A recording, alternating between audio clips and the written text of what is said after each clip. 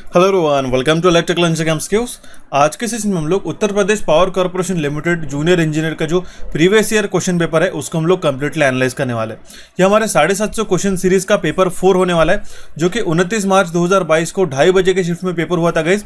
उसके जो अंदर के जो 150 क्वेश्चन है कंप्लीटली टेक्निकल क्वेश्चन, वो हम लोग डिटेल से एनालाइज करने वाले हैं।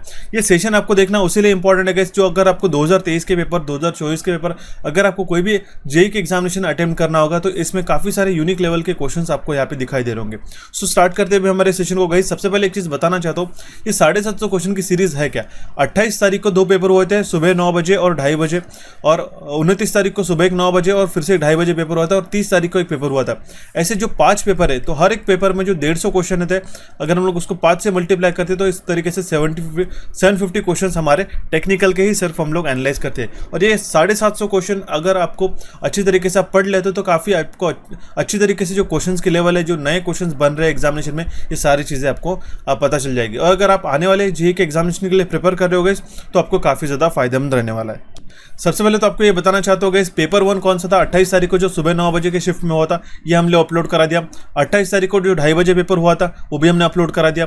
फिर और 29 तारीख को जो मॉर्निंग में 9 बजे पेपर हुआ था, वो भी हमने अपलोड करा दिया। और आज हम लोग पेपर 4 डिस्कस करने वाले हैं, और उसके बाद आज के बाद हम लोग ये पेपर 5 रहने वाला, जो आपका 30 तारीख को 2:30 बजे हुआ था गाइस। इस तरीके से मिलाते हुए जो 2022 में जितने भी पेपर हुए थे आपके यूपीपीसीएल जेईई के, हम लोग कंप्लीटली एनालाइज कर लेंगे। ठीक है, आज को जो सेशन है आपको अच्छी तरीके से वॉच करना होगा गाइस। कहीं भी आपको क्वेरीज लगती है तो प्लीज़ मुझे कमेंट बॉक्स में कमेंट कीजिएगा। सेशन को शुरू करने से पहले बताना चाहता हूँ गाइस, ये हमने काफ़ी पॉपुलर सा हमारा कोर्स है यूपीपीसीएल जेईई। काफ़ी इस कोर्स को हम लोग काफ़ी सारे एस्पिरेंट ने इसको ज्वाइन करके इसका फायदा उठाया गाइस। अलग अलग तरीके के जो जूनियर इंजीनियर के एग्जामिनेशन होती है, चाहे वो सेंट्रल लेवल पे हो चाहे स्टेट लेवल के एग्जामिनेशन हो, इसके अंदर के जो अंदर हमने टेबल और चार्ट्स हमने डाल के रखे, और जो अराउंड 28 सेशंस हमने डाल के रखे, काफ़ी ज़्यादा फायदेमंद है। और अगर आप भी इसको ज्वाइन करना चाहते हो तो कंप्लीटली साल भर के लिए सिर्फ आप इसका जो ज्वाइन कर सकते हो, उसकी जो प्राइस है 449 रुपीज़। ठीक है, आपको जेईई 10 कूपन कोड लगाना पड़ेगा और हमारे एप्लीकेशन को डाउनलोड करके आप इसको ज्वाइन कर सकते हो। ये सारे जो टॉपिक्स है गाइस, आप इसको जाके देख सकते हो, ये इंपॉर्टेंट है। सारे रिकॉर्डेड फॉर्म में हमने इसको अपलोड करके रखे, आप हर एक सेशन इसको जाके देख सकते हो। काफ़ी डिटेल और एनिमेशन के माध्यम से हम लोग जहाँ जहाँ हो सके ये सारे सेशन कवर अप किया, including your PLC programmable logic controller का भी हमने सेशन यहाँ पे एडअप करा दिया। तो ये अराउंड 28+ जो सेशन है आप इस कोर्स के अंदर जाके देख सकते हो। इसके कुछ फीचर्स है कि आपको कंप्लीटली सिलेबस ओरिएंटेड जो यूनिक क्वेश्चंस बनते हैं यूपीपीसीएल जेईई में, हमने डालने की पूरी कोशिश की है। टेबल्स और चार्ट के माध्यम से आप ई बुक को गो थ्रू करा के, मतलब सेशन के बाद आप ई बुक जो है ऐप पे ही आप रिकॉल कर सकते हो। इंटरेस्टिंग है और सारे अच्छी तरीके से आपको 1 साल के लिए आप मतलब सोच सकते हो सिर्फ 449 में पूरे साल भर या साल भर के लिए आप इस कंप्लीट कोर्स को वॉच कर सकते हो। इसके लिए क्या करना पड़ेगा, इलेक्ट्रिकल इंजीनियरिंग एमसीक्यूज का आपको ऐप डाउनलोड कर लेना होगा। और अगर आप नॉन टेक्निकल को कोर्सेज ज्वाइन करना चाहते हो तो हमारे कोचिफाई के ऐप को भी आप डाउनलोड कर सकते हो गाइस। ठीक है, इसको डाउनलोड करने के बाद सबसे पहले तो आपको प्ले स्टोर से डाउनलोड करना होगा, ऐप को रजिस्टर करना होगा बेसिक डिटेल डाल के, और इस कोर्स को ज्वाइन करना होगा पेड कोर्स के सेक्शन के माध्यम से। ज्वाइन करने से पहले आप जेईई 10 का कूपन कोड लगेगा, फ्लैट 50 रुपीज़ आपको यहाँ पे ऑफ मिल जाएगा। ठीक है, काफ़ी इंटरेस्टिंग और इंपॉर्टेंट कोर्स है, सारे सेशंस अवेलेबल है, आप इसको जाके देख सकते हो। सो अभी हम लोग हमारी क्वेश्चन पेपर को एनालाइज करते गए और देखते भी हमारा सबसे पहला क्वेश्चन काफ़ी इंपॉर्टेंट है, सेशंस को वॉच करना है, 1 बाय 1 सारे क्वेश्चंस को डिस्कस कर लेते हैं। ठीक है, सबसे पहला क्वेश्चन क्या है, for the given circuit which of the following is true. इस सर्किट के लिए यहाँ पे हमारे पास सर्किट बताया गया है। ओके, इस सर्किट के लिए हमारे पास इन चारों स्टेटमेंट में से कौन सा स्टेटमेंट करेक्ट होगा। अब देख सकते हो यहाँ पे I1 और I2 करंट फ्लो हो रहा है, यहाँ पे रेजिस्टेंस का भी वैल्यू बताया गया है, और इसके पैरेलल में हमारे पास कितना वोल्टेज सोर्स बताया गया है, 24 वोल्ट का। ये कंबाइंड है, इंडिविजुअल नहीं है। तो अगर हम लोग निकालते हैं I1 का जो वैल्यू कितना हो जाएगा, 24 वोल्ट डिवाइडेड बाय हमारे पास यहाँ पे इसके अक्रॉस में रेजिस्टेंस कितना है, 8 ओम्स का। ठीक है, ये हो जाएगा हमारे पास 3, मतलब कितना आया, I1 will be equals to कितना आया, 3। ओके, और I2 का जो वैल्यू आया वो कितना आया। ठीक है, या फिर हम लोग निकाल सकते हैं I2 will be equals to कितना आ जाएगा, 24 डिवाइडेड बाय ये इसके अब देखिए गाइस, ये पैरेलल में कनेक्टेड है, तो इसका जो हमारा वोल्टेज ड्रॉप रहेगा वो सिमिलर ही रहेगा। ठीक है, वोल्टेज जो रहेगा वो इक्वल ही रहेगा उसके अक्रॉस में, तो ये आ जाएगा हमारे पास 12, ये आ जाएगा 2। ठीक है, I2 will be equals to 2। Okay,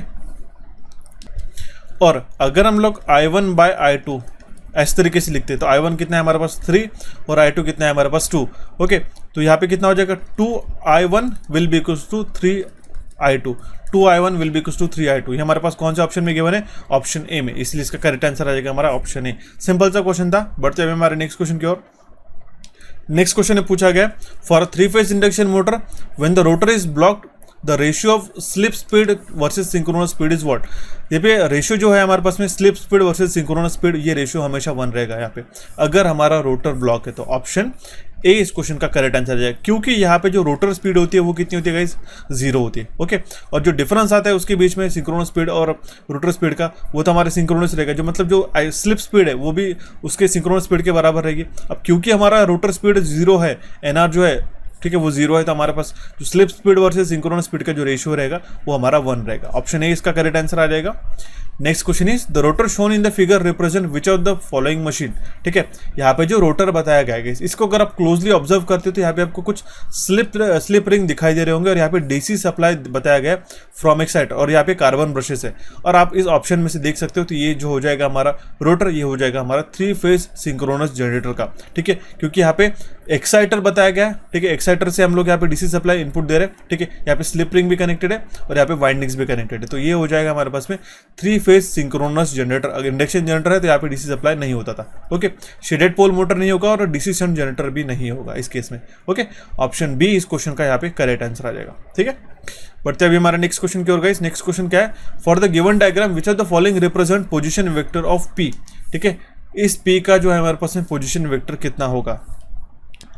अब यहाँ पे आप देख सकते हो, यहाँ पे ओरिजिन, हमारे ओरिजिन से लेके पी तक का यहाँ पे पोजीशन वेक्टर कितना हो जाएगा हमारे पास, ओपी बार, ना कि आपका पीओ बार होगा। ऑप्शन सी इस क्वेश्चन का करेक्ट आंसर जाएगा, ऑप्शन डी गलत हो जाएगा। क्योंकि पोजीशन वेक्टर हमें क्या बताता है कि ऐसा वेक्टर जो हमें बताता है कि location of any given point with respect to the origin, location of any given point with respect to origin. तो हमारा ये क्या हो जाएगा, ओपी बार। ओके, ये पीओ बार नहीं होगा हमारा। ठीक है, तो ऑप्शन सी इस क्वेश्चन का करेक्ट आंसर आ जाएगा। काफी सिंपल सा क्वेश्चन था। Next question is for performing pipe earthing which of the following material is not required. अगर हमें पाइप अर्थिंग लगानी है तो इसमें से कौन सा मटेरियल की रिक्वायरमेंट नहीं है बताया गया, नॉट बेस्ड क्वेश्चन है। ठीक है, तो देखिएगा 60 centimetre bye 60 centimetre bye 6 mm का जीआई पाइप। ठीक है, ऑप्शन बी इस क्वेश्चन का करेक्ट आंसर आ जाएगा। ठीक है, मतलब साल्ट और चारकोल, मतलब कोयला और हमारे पास में नमक की जो रिक्वायरमेंट रहेगी वो तो रहेगी। ठीक है, क्योंकि हम लोग जो अर्थिंग रेजिस्टेंस है हम लोग लो डाउन करेंगे उससे। ठीक है, फनल विद वायर में ये भी रिक्वायरमेंट रहेगी, और 38 mm का डायमीटर लगेगा कैल्वनाइज आयन का पाइप का। ऑप्शन बी इसका इनकरेक्ट स्टेटमेंट हो जाएगा। नेक्स्ट क्वेश्चन है हमारे पास में, what is C rate considering a battery. ठीक है, सी रेट जो मेजर है हमारे बैटरी का, जो हमें बताता है कि बैटरी कितने रिलेटिवली डिस्चार्ज हो रही है उसकी मैक्सिमम कैपेसिटी से। ठीक है, तो जो सी रेट है वो हमारा 1C रहता है। ठीक है, 0.5C और 2C इस तरीके से रहता है। ठीक है, और अगर हमारा 1C रेट है उसका मतलब क्या है कि जो डिस्चार्ज करंट है वो डिस्चार्ज करेगा कंप्लीट बैटरी को 1 घंटे में। ठीक है, इसका मतलब ये होता है। ओके, तो यहाँ पे ये क्या बताता है, the rate at which battery gets discharge. Option A इस क्वेश्चन का करेक्ट आंसर आ जाएगा। सिंपल सा टॉपिक पूछा गया था, लेकिन थोड़ा सा उन्होंने डीप में ये क्वेश्चन पूछा गया था बैटरी से रिलेटेड, ये हमने ऑलरेडी डिस्कस कर चुके हैं guys. Next question is the span of control is wide. अगर हमारे कंट्रोल स्पैन वाइड है तो हमारा स्ट्रक्चर, उसको हम लोग क्या कहते हैं, उसको हम लोग कहते हैं फ्लैट स्ट्रक्चर। ऑप्शन डी इस क्वेश्चन का करेक्ट आंसर आ जाएगा। देखिए, इसका मतलब ये थोड़ा सा मैनेजमेंट से रिलेटेड क्वेश्चन है। अगर ये मान लो सुपरवाइजर हो गया या फिर मैनेजर हो गया, इसके नीचे मल्टीपल लोग हैं। ठीक है, लार्ज नंबर ऑफ लोग है, एन नंबर ऑफ लोग है, तो ये कुछ इस तरीके से फ्लैट स्ट्रक्चर हमें दिखाई दे रहा होगा। ठीक है, मतलब क्या है कि अगर if the span of control is wide, ठीक है, ये काफी लंबा है, तो उसका मतलब क्या है कि हमारा फ्लैट स्ट्रक्चर का हमारा मैनेजमेंट हो गया। ओके, ऑप्शन डी इस क्वेश्चन का करेक्ट आंसर आ जाएगा। Next question is which of the following does not have a direct correlation with the resistivity of a electrical material. इसमें से इलेक्ट्रिकल मटेरियल का डायरेक्ट कोरिलेशन नहीं है बताया गया उसकी रेजिस्टिविटी से। ठीक है, नॉट बेस्ड क्वेश्चन है, तो देखिए उसका करेक्ट आंसर आ जाएगा हमारा option C. Alloying, age hardening और टेम्परेचर डायरेक्टली इफेक्ट करेगा हमारे पास में इलेक्ट्रिकल मशीन्स के रेजिस्टिविटी के ऊपर, बट यहाँ पे फ्रीक्वेंसी डायरेक्टली इफेक्ट नहीं करता है by any means. Option C इस क्वेश्चन का करेक्ट आंसर आ जाएगा। अब क्योंकि हमारा रेजिस्टिविटी क्या होता है, R is equals to resistance क्या है हम लोग डिफाइन करते हैं, रो एल बाय ए से। ठीक है, उसके मटेरियल पे भी डिपेंड करता है, लेंथ पे भी, एरिया पे भी डिपेंड करता है, टेम्परेचर पे तो करता ही है, चाहे वो पीटीसी है या फिर एनटीसी है। ठीक है, पॉजिटिव टेम्परेचर कोएफिशिएंट है या नेगेटिव है या फिर 0 है। एज के ऊपर का भी डिपेंड करता है, किस तरीके से उसका अलॉय बनाया गया, ये भी सारे फैक्टर्स उसको डिफाइन करते हैं। ठीक है, next question is in MCCB. ठीक है, moulded case circuit breaker, the M stands for which of the following. ठीक है, हमने पहले बता दिया, ये इसका करेक्ट आंसर हो जाता है हमारे पास option B, moulded case circuit breaker हम लोग इसको कहते हैं। ऑप्शन बी इस क्वेश्चन का करेक्ट आंसर आ जाएगा। एक मैंने आपको लिस्ट प्रोवाइड करके रखी गई यूपीपीसीएल के कोर्स के अंदर ही, उसमें सारे जो शॉर्ट फॉर्म्स है वो हमने आपको प्रोवाइड करके रखे, डेफिनेटली वॉच कीजिएगा जाके। नेक्स्ट क्वेश्चन है हमारे पास में, which of the following connection of three phase transformer continues to operate even one of the transformer is disabled. इनमें से जो हमारे पास चार ऑप्शन बताए गए कनेक्शन अलग अलग के, मतलब थ्री फेज ट्रांसफार्मर को कनेक्ट करने के लिए चार ऑप्शन बताए गए, अलग अलग वे से हम लोग कनेक्ट कर सकते हैं। इसमें क्या बताया गया है, अगर कोई एक ट्रांसफार्मर अगर डिसेबल हो जाता है, डीएक्टिवेट हो जाता है, फिर बंद हो जाता है, फिर भी हमारा जो थ्री फेज ट्रांसफार्मर का कनेक्शन है वो सप्लाई फीड करता रहता है। तो ये हमारे पास में डेल्टा डेल्टा गाइस, ठीक है, delta delta. Okay, option C इस क्वेश्चन का करेक्ट आंसर आ जाएगा। ठीक है, next question is the possible number of random variable when the dice is rolled. ठीक है, देखिए एक डाइस को रोल कर दे, ये प्रोबेबिलिटी का क्वेश्चन है गाइस। ये आपको कुचिफाई का जो हमारा क्वांट्स का जो हमारा कोर्स है गाइस, इसके अंदर सारी चीज़ें पढ़ा के रखिए, और ये हमने बताया भी था आपको काफ़ी बार। रैंडम वेरिएबल अगर एक डाइस पे अगर थ्रो किया जाता है तो उसमें डाइस पे कितने रहते हैं, 1 2 3 4 5 और 6 नंबर तक आ सकते हैं। तो जो प्रोबेबिलिटी हर एक कोई रैंडम नंबर की वो कितनी रहेगी, 1/6। सिंपल है, ऑप्शन डी इसका करेक्ट आंसर आ जाएगा। Next question is which of the following referred as a triggering a thyristor. Thyristor को ट्रिगर करना मतलब क्या होता है, ट्रिगर करना मतलब होता है किसी को उकसाना, इनिशिएट करना, एग्रीगेट करना किसी को, या फिर किसी चीज़ को कुछ स्टेट उसकी चेंज करना है। तो अगर हम लोग सिलिकॉन कंट्रोल रेक्टिफायर को ट्रिगर कर दे, इसका मतलब क्या है, यहाँ पे जो गेट टर्मिनल रहता है गाइस, ठीक है, ये हो गया हमारे पास में एनोड, ठीक है, और ये हमारे पास में कैथोड, राइट। तो यहाँ पे जो है हम लोग पल्सेस अप्लाई करते हैं इसको, राइट। तो ये क्या कर रहे हैं, इसको एससीआर को फॉरवर्ड ब्लॉकिंग स्टेट से फॉरवर्ड कंडक्शन स्टेट पे ला रहे हैं। ट्रिगर कर रहे हैं मतलब गेट पल्स अप्लाई कर रहे हैं और उसको कंडक्शन मोड पे हम लोग ला रहे हैं, ठीक है। ऑप्शन ए इस क्वेश्चन का करेक्ट आंसर आ जाएगा। सिंपल सा क्वेश्चन था, अलग अलग तरीके के हमारे पास ट्रिगरिंग के मेथड है हालांकि, ओके। एसी गेट ट्रिगरिंग हो गया, डीसी गेट ट्रिगरिंग हो गया, फॉरवर्ड वोल्टेज ट्रिगरिंग है, हम लोग यहाँ पे डीवी-डीटी भी ट्रिगरिंग हम लोग यहाँ पे ये इस्तेमाल करते हैं, ओके। थर्मल भी हो सकती है, तो अलग अलग मेथोडोलॉजी है, आपको ध्यान में रखने होगी, ठीक है। बढ़ते अभी हमारा नेक्स्ट क्वेश्चन की ओर। नेक्स्ट क्वेश्चन पूछा गया हमारे पास में, identify the waveform shown in the figure. ये वेवफॉर्म कौन सी है गाइस, ये पल्स वेव है, ओके। ऑप्शन सी इसका करेक्ट आंसर आ जाएगा। गलत आंसर मार्क करके मत आना गाइस, ये एक non sinusoidal type of waveform है, ठीक है। क्योंकि अब इसकी जो ऑन और ऑफ की डायरेक्शन है, अब यहाँ पे आप देख सकते हो ये डायरेक्ट, ये जो हमारे पास में पल्स है ये ऑन पल्स है। अगर हम लोग इसको लो मानते हैं, ठीक है, और ये अगर हम लोग इसको हाई मानते हैं तो, ठीक है। अब देखिए इसमें पल्स वेव क्यों हमने मार्क किया, क्यों हमने स्क्वायर वेव या फिर दूसरा हमने सिलेक्ट नहीं किया, हालांकि रैम तो नहीं होगा, ठीक है, साइन भी नहीं होगा, ठीक है। स्क्वायर वेव हमने क्यों मार्क नहीं किया, क्योंकि इसमें जो ऑन और ऑफ के पल्सेस होते हैं स्क्वायर वेव में, बोथ आर इक्वल, दोनों भी इक्वल होते हैं गाइस, अब समझिएगा, ठीक है, दोनों भी इक्वल है। इसके जो पल्स विड्थ है, यहाँ से यहाँ तक जो आप पल्स विड्थ देख सकते हो ये ऑन के, ठीक है, या फिर यहाँ से यहाँ तक की जो पल्स विड्थ देख सकते हो ये ऑफ की होगी, ठीक है, जीरो और लो की, तो ये सेम होती है। बट यहाँ पे पल्स वेव में हमें यहाँ पे ऑन है और यहाँ पे हमारे पास में इतने समय तक ये ऑफ कंडीशन में, ठीक है, आप समझ सकते हो। तो इसमें जो पल्स विड्थ है वो अनइक्वल होने के कारण ये भी फिर से ऑफ हो जाएगी, फिर से ऑन है हमारा, ठीक है। तो ये जो पल्स विड्थ है अनइक्वल होने के कारण हम लोग उसको मार्क कर पाएंगे, it is a pulse wave. Option C इसका करेक्ट आंसर आ जाएगा। नेक्स्ट क्वेश्चन है, the total number of segments in the environments are. Environment में कितने सेगमेंट्स होते हैं, तो वो पर्यावरण में हमारे पास में जो है वो 4 सेगमेंट होते हैं। कौन से होते हैं, एक तो होता है एटमॉस्फेयर, हाइड्रोस्फीयर, लिथोस्फीयर और बायोस्फीयर, ठीक है। ये हमने स्टैटिक जीके के कोर्स में हमने आपको पढ़ाया था गाइस, बेसिक साइंस पे, ठीक है। ऑप्शन ए इसका करेक्ट आंसर आ जाएगा। सिंपल सा क्वेश्चन है guys. Identify the terminal of the device shown in the circuit. यहाँ पे हमारे पास में टर्मिनल्स पता करने कौन से है, तो इस यहाँ पे जो डिवाइस बताया गया, ठीक है, ये हो गया हमारे पास में ड्रेन, सोर्स और गेट। ड्रेन, सोर्स और गेट, ये हो जाएगा गेट, ठीक है, ये हो जाएगा हमारे पास में सोर्स और ये हो जाएगा हमारे पास में ड्रेन। सिंपल है, ऑप्शन सी इस क्वेश्चन का करेक्ट आंसर रहेगा। और ये किसका पावर सेमीकंडक्टर कौन सा डिवाइस है, ये हमारा मॉसफेट है, metal oxide semiconductor field effect transistor हम लोग इसको कहते हैं, ठीक है। बढ़ते भी हमारा नेक्स्ट क्वेश्चन की ओर। क्वेश्चन क्या कहना है हमारे पास में, the process of emission of electrons by bombarding the metal surface with electrons is called, ठीक है। The process of emission of electrons का जब इमिशन होता है, जब हमारे मेटल सरफेस को इलेक्ट्रॉन के साथ में बम्बार्डिंग की जाती है, तो उसको हम लोग कहते हैं सेकेंडरी इमिशन। ऑप्शन डी इसका करेक्ट आंसर आ जाएगा। सिंपल उन्होंने स्टेटमेंट यहाँ पे पिक करके आपको क्वेश्चन पूछ लिया गया, ठीक है। अलग अलग तरीके के हमारे इलेक्ट्रॉन्स को प्रोड्यूस करने के तरीके होते गए, जैसे कि सेकेंडरी इमिशन हो गया, ठीक है, सेकेंडरी इमिशन हो गया, फील्ड इमिशन हो गया, फोटो इलेक्ट्रिक इमिशन हो गया, फिर थर्मोनिक इमिशन हो गया। ये चारों भी वैलिड, ये हमारे पास में इलेक्ट्रॉन्स को प्रोड्यूस करने के लिए अलग अलग तरह के मेथड्स है। बट इस केस में यहाँ पे जो पूछा गया कि the process of emission of electrons by bombarding the metal surface with electron, metal surface को इलेक्ट्रॉन पे बम्बार्ड किया जाए तो ये हो जाता है हमारा सेकेंडरी इमिशन। ऑप्शन डी इसका करेक्ट आंसर आ जाएगा। ठीक है, next question is the total number of revolution made over a period by an aluminium disc in a single phase induction type energy meter is given by which of the following expression. यहाँ पे बताया गया कि N को हमें speed of rotation of the disc consider करना होगा। ठीक है, तो ये हो जाएगा हमारे पास integral of N D T, simple है। ये हो जाएगा हमारे पास total number of revolution made over a period by an aluminium disc. Okay, option B इस क्वेश्चन का करेक्ट आंसर आ जाएगा। Next question is in 8051 pin diagram which of the following pin number is diagonally opposite to that of ground pin। very important question guys। diagonally opposite कौन C pin रहती है ground pin के? वो रहती है हमारे पास में पिन नंबर 40।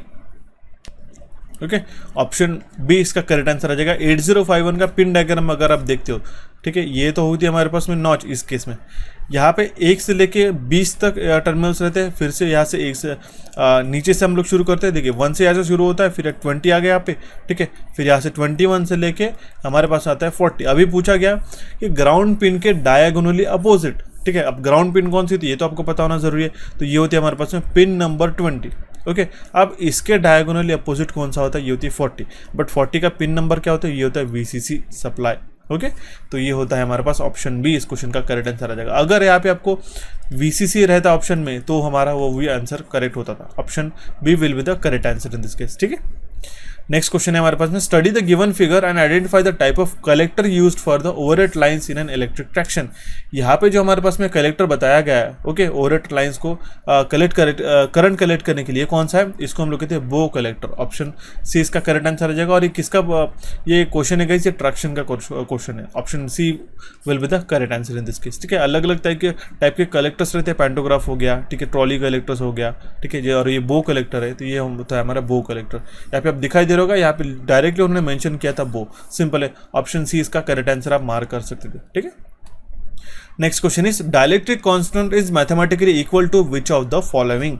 ठीक है, यहाँ पे मैं पूछा गया कि जो डाइलेक्ट्रिक कांस्टेंट है वो किसके बराबर होता है? तो ये होता है रिलेटिव परमिटिविटी के बराबर होता है। ठीक है, it is equals to the relative permittivity. Okay, relative permeability नहीं होगा क्योंकि हम लोग इसको कॉइल से रिलेट करते हैं। ठीक है, पोलराइजेशन और लॉस फैक्टर नहीं होगा यहाँ पे।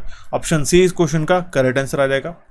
Next question is for a synchronous machine if PM is equals to total mechanical power developed, P naught will be equals to the net power output of the shaft, then PM minus P naught will be equals to what? अगर हमारा P in जो है, ठीक है, PM जो है ये हमारा क्या है? मैकेनिकल पावर डेवलप हो रहा है। ठीक है, और हमारा P नॉट जो है हमारा नेट पावर आउटपुट है। तो जो PM माइनस P नॉट होता है तो इसके बीच के जो डिफरेंस होता है PM से P नॉट के बीच में, ये जो लॉस हम लोग कंसिडर करते हैं ये रहता है हमारा रोटेशनल लॉस। ऑप्शन ए इसका करेक्ट आंसर आ जाएगा। अगर PM माइनस, ठीक है, PM माइनस रोटेशनल लॉस करते तो P नॉट मिलता है। ठीक है, P input minus variable loss करते तो हमारा पास PM मिलता है। तो बेसिकली क्या होता है कि इलेक्ट्रिकल और मैकेनिकल में कुछ अलग अलग दो तरीके के लॉसेस होते हैं। ठीक है, कुछ वेरिएबल लॉसेस होते हैं, कुछ हमारे पास में कांस्टेंट लॉसेस होते हैं। लेकिन अगर PM माइनस P नॉट करेंगे तो जो लॉसेस हमारे पास बचते हैं वो होते हैं हमारे पास में रोटेशनल, क्योंकि हमारे पास जो मैकेनिकल पावर डेवलप हो रहा है और उसमें से अगर हम लोग जो पावर आउटपुट मिल रहा है हमारे शाफ्ट वो हम लोग माइनस कर देते तो हमारे पास सिर्फ रोटेशनल लॉसेस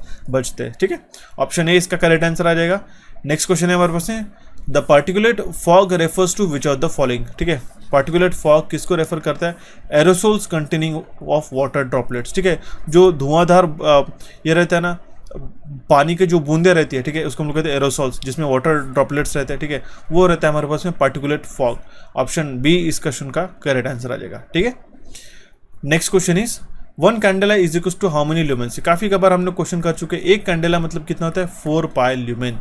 ऑप्शन ए इस क्वेश्चन का करेक्ट आंसर आ जाएगा। आपको इसी के साथ अलग अलग यूनिट्स और बाकी सारी चीज़ें भी पता होना जरूरी है। अब मुझे ज़रूर बताइएगा कि कैंडेला किसका यूनिट है, एक बार कमेंट बॉक्स में कमेंट करके ज़रूर बताइएगा। ठीक है, नेक्स्ट क्वेश्चन है हमारे पास में, यहाँ पे एक ग्राफ बताया गया है। यहाँ पे हमारे पास में एक साइड में कॉस्ट है, यहाँ पे डिस्टेंस है, यहाँ पे ब्रेकअवे डिस्टेंस है 400 से 700 किलोमीटर के बीच में, और एक यहाँ पे जो डैश लाइन जा रही है और एक यहाँ पे हमारे पास कांस्टेंट लाइन जा रही है। ठीक है, तो जो डैश लाइन जा रही है यहाँ पे AC लिखाया गया है और यहाँ पे DC लिखाया जा रहा है। और इसमें से पूछा गया है the given graph represent the relative cost of AC and DC transmission line with reference to the distance, identify the true statement. इसमें से करेक्ट स्टेटमेंट हमें पूछा गया। देखिए करेक्ट स्टेटमेंट क्या हो जाएगा कि AC transmission is economical for a short to medium distance transmission. AC transmission जो है वो हमारा इकोनॉमिकल है short to medium distance transmission के लिए।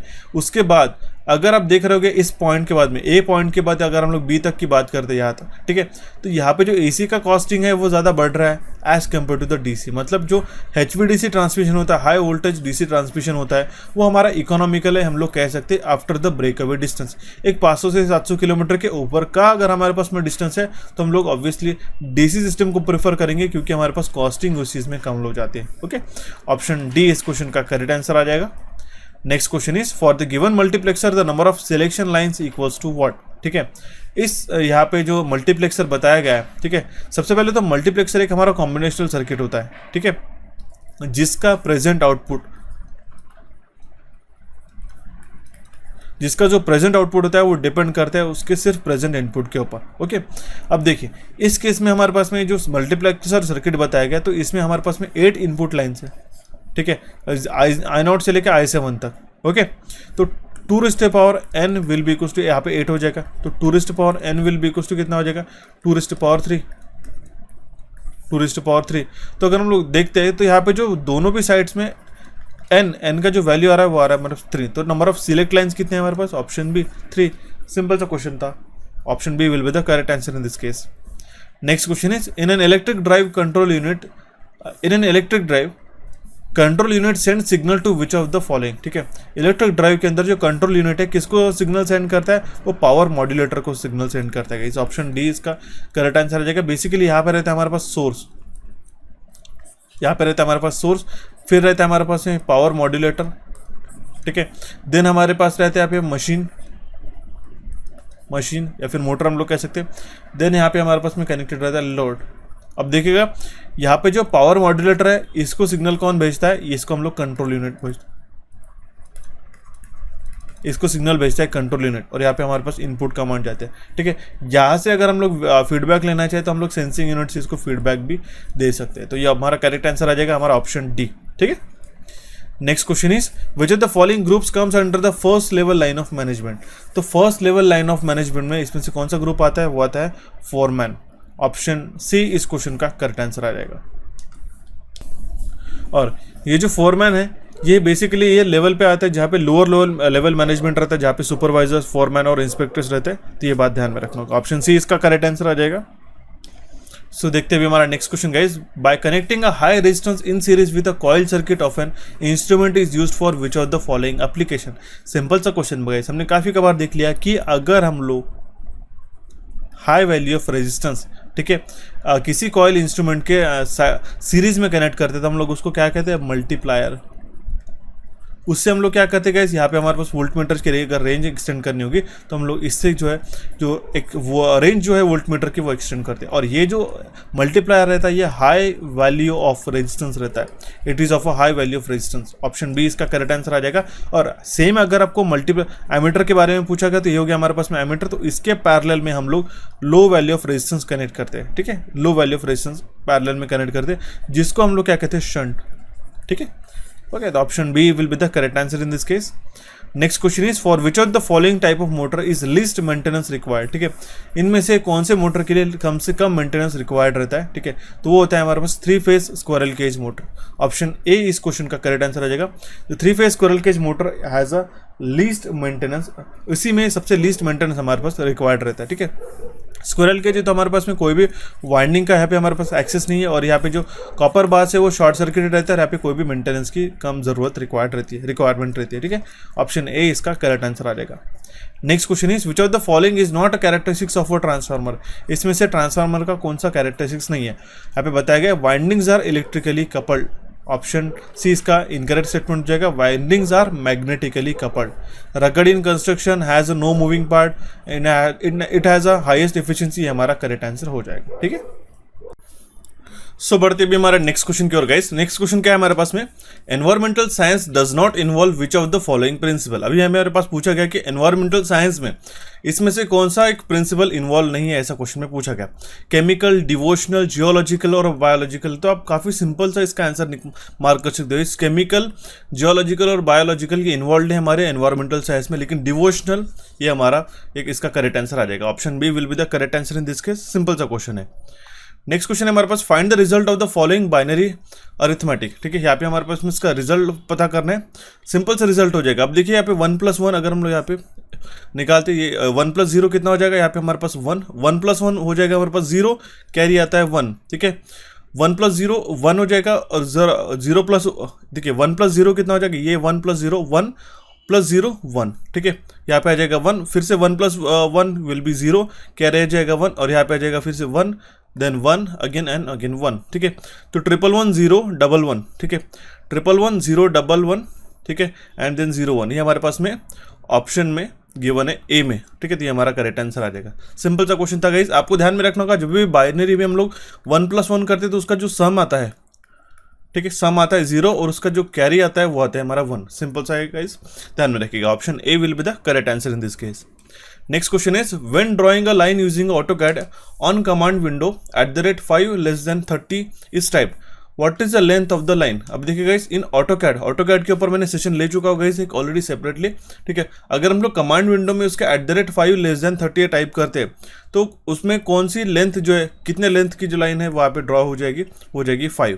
ऑप्शन सी इस क्वेश्चन का करेक्ट आंसर आ जाएगा। देखिए @ क्या डिफाइन करता है, ये डिफाइन करता है हमारा symbol for writing the length. ठीक है, 5 क्या हो गया, ये हो गया हमारे पास में लेंथ। ठीक है, एंगल ये क्या है, सिंबल लेस देन, ये है हमारे पास में सिंबल ऑफ द एंगल, और हमारे पास में जो 30 है, ठीक है, ये है इसका डिग्री में। ठीक है, तो ये अगर हम लोग लाइन ड्रॉ करते तो इसका करेक्ट आंसर आ जाएगा हमारे पास ऑप्शन सी 5 यूनिट्स। थोड़ा सा हम लोग कह सकते हैं ऑफ द कॉन्टेक्स्ट ये उन्होंने क्वेश्चन पूछा गया था, लेकिन यहाँ पे AutoCAD से भी क्वेश्चन हमें पूछे गए थे। ठीक है, 2023 में वैकेंसी आने के बाद में जो है हम लोग इसी तरीके से जो अलग अलग जो क्वेश्चन होते हैं, टॉपिक बनते हैं, ऑफ द ट्रैक टॉपिक्स हम लोग डिस्कस करेंगे गाइस, यूट्यूब पे भी और हमारे कोर्सेज के अंदर भी। ठीक है, ऑप्शन सी इसका करेक्ट आंसर आ जाएगा। नेक्स्ट क्वेश्चन है हमारे पास में, the given circuit represent which of the following measuring instrument. यहाँ पे एक मेजरिंग इंस्ट्रूमेंट बताया गया है जिसमें आप देख सकते हो एक करंट कॉइल है, एक प्रेशर कॉइल है, इसकी सीरीज में रेजिस्टेंस कनेक्टेड है। तो आप इससे आसानी से पता कर सकते हो कि हमारा एक डायनोमीटर टाइप वैट मीटर है करके। ऑप्शन बी इस क्वेश्चन का करेक्ट आंसर आ जाएगा। काफी सिंपल सा है गाइस। अब डायनोमीटर टाइप के वैट मीटर में इसकी जो फिक्स्ड कॉइल है वो 2 इस पार्ट में डिवाइड की जाती है। ठीक है, ये बात भी आपको ध्यान में रखना होगा। Option B will be correct answer in this case. अब देखिए इसका एक सबसे बड़ा एक ड्रॉबैक है कि जो उसके डिफ्लेक्शन है वो स्क्वायर ऑफ करंट से, ठीक है, तो लीनियर नहीं रहती उसकी स्केल, ये भी आपको बात पता होना जरूरी है। ओके, नेक्स्ट क्वेश्चन हमारे पास में, identify the wiring component shown in the given image, it is used in a small residential building electrical installation. आप इसको तो काफी जाना माना है कि होल्डर है गाइस, पेंडेंट होल्डर हम लोग इसको कहते हैं। पेंडेंट मतलब क्या होता है, जिस तरीके से हम लोग गले में पेंडेंट पहनते हैं, ठीक है, वो किस तरीके से चेन के साथ में से लटका रहता है, ठीक है, इसको हम लोग कहते हैं पेंडेंट कहते हैं। उसी तरीके से यहाँ से वायर कनेक्टेड रहता है और ये लटका रहता है, स्विंग होते रहता है, ठीक है, पेंडेंट जैसा। ठीक है, तो हम लोग इसको कहते हैं पेंडेंट होल्डर। ऑप्शन बी इसका करेक्ट आंसर आ जाएगा। ठीक है, और इसमें कौन से सॉकेट का बल्ब फिट होता है, ये मुझे जरूर कमेंट बॉक्स में कमेंट करके बताइएगा। काफी सिंपल सा और थोड़ा सा इंटरेस्टिंग है गाइस।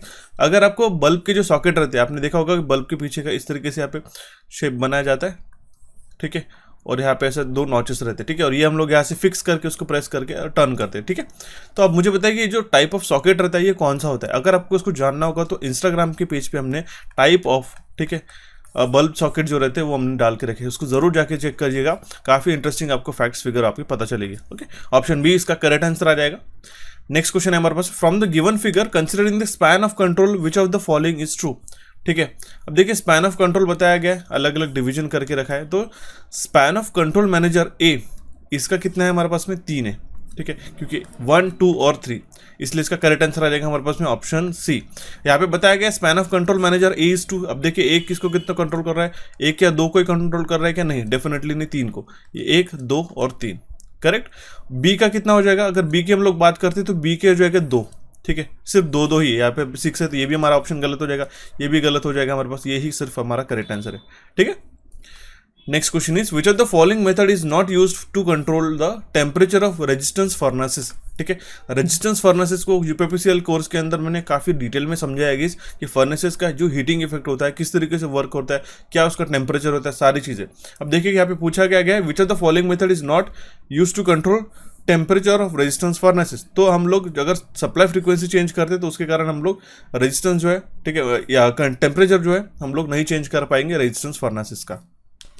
ठीक है, तो ऑप्शन ए इस क्वेश्चन का यहाँ पे करेक्ट आंसर आ जाएगा। ठीक है, बढ़ते हुए हमारा नेक्स्ट क्वेश्चन की ओर गाइस। नेक्स्ट क्वेश्चन है, which of the following motor has a built in a commutator, इसमें से कौन से मोटर में बिल्ट इन कम्यूटेटर रहता है? ठीक है, कम्यूटेटर का काम क्या करता है? एक तो AC टू DC या फिर DC टू AC करता है, तो उसमें जो हमारा रिपल्शन मोटर है उसके अंदर हमारा बिल्ट इन कम्यूटेटर बना हुआ रहता है। अब देखिए किस तरीके से क्वेश्चन पूछा गया, सिंपल सा क्वेश्चन हम लोग कह सकते हैं। क्यों ऐसा? क्योंकि अगर आपको कंस्ट्रक्शनल फिगर पता है, ठीक है, बाकी जैसे कि हिस्टेरिसिस मोटर हो गया, रिलक्टेंस मोटर हो गया, शेडेड पोल इंडक्शन मोटर हो गया, या फिर रिपल्शन मोटर है, तो उसके अंदर आप समझ सकते हो कि कम्यूटेटर कहाँ पे इनबिल्ट किया जाता है, ठीक है, कहाँ पे वो प्लेस किया रहता है। तो इसीलिए आपको बाकी के भी कंस्ट्रक्शन डायग्राम्स पता होना उतना ही जरूरी है। ऑप्शन ए इस क्वेश्चन का यहाँ पे करेक्ट आंसर आ जाएगा। Next question is how many types of circuit breakers are available based on the arc quenching medium used. Arc quenching medium मतलब जहाँ पे दो पॉइंट्स के बीच में जो यहाँ पे आर्क एक्सटिंक्शन होता है, जो आर्क एक्सटिंक्शन है, जो आर्क यहाँ पे प्रोड्यूस होती है गाइस, ठीक है, उसको बुझाने के लिए अलग अलग मेथोडोलॉजी, मतलब उसमें कौन सा मीडियम यूज करते हैं, बाय एयर, बाय ऑयल और बाय वैक्यूम, ठीक है। तो उसके हिसाब से हमारे पास में जो 4 अलग अलग टाइप के आर्क क्वेंचिंग मीडियम बेस्ड हमारे पास में सर्किट ब्रेकर्स अवेलेबल रहते हैं। अब देखिए सबसे पहले मैंने आपको बताया कि पहला रहता है एयर, दूसरा रहता है हमारे पास वैक्यूम। ओके, वैक्यूम का स्पेलिंग आपको पता होना चाहिए गाइस, VACUUM रहता है, ठीक है, VACUUM, ठीक है। वैक्यूम सर्किट ब्रेकर है, ऑयल सर्किट ब्रेकर रहता है, या फिर हमारा गैस सर्किट, गैस में हमारे पास में कौन सा रहता है, SF6 हो गया, ठीक है। ये आपको चीज़ें पता होनी चाहिए। तो ये 4 मेजर जो हमारे पास में सर्किट ब्रेकर्स है उसके आर्क क्वेंचिंग मीडियम के अकॉर्डिंगली अगर हम लोग टाइप करें तो, ठीक है। तो ऑप्शन सी इसका करेक्ट आंसर आ जाएगा। Next question is identified the field instrument use in a SCADA, ठीक है। स्काडा में जो यहाँ पे जो इंस्ट्रूमेंट यूज किया गया, ठीक है, ये कौन सा है? ये हमारा है पुश स्विच। ऑप्शन डी इसका करेक्ट आंसर आ जाएगा। ये होता है पुश स्विच, डायरेक्टली इसको पुश करके हम लोग इसको जो NC और NO टर्मिनल में हम लोग इसको चेंज ओवर कर सकते हैं। Option D will be the correct answer in this case.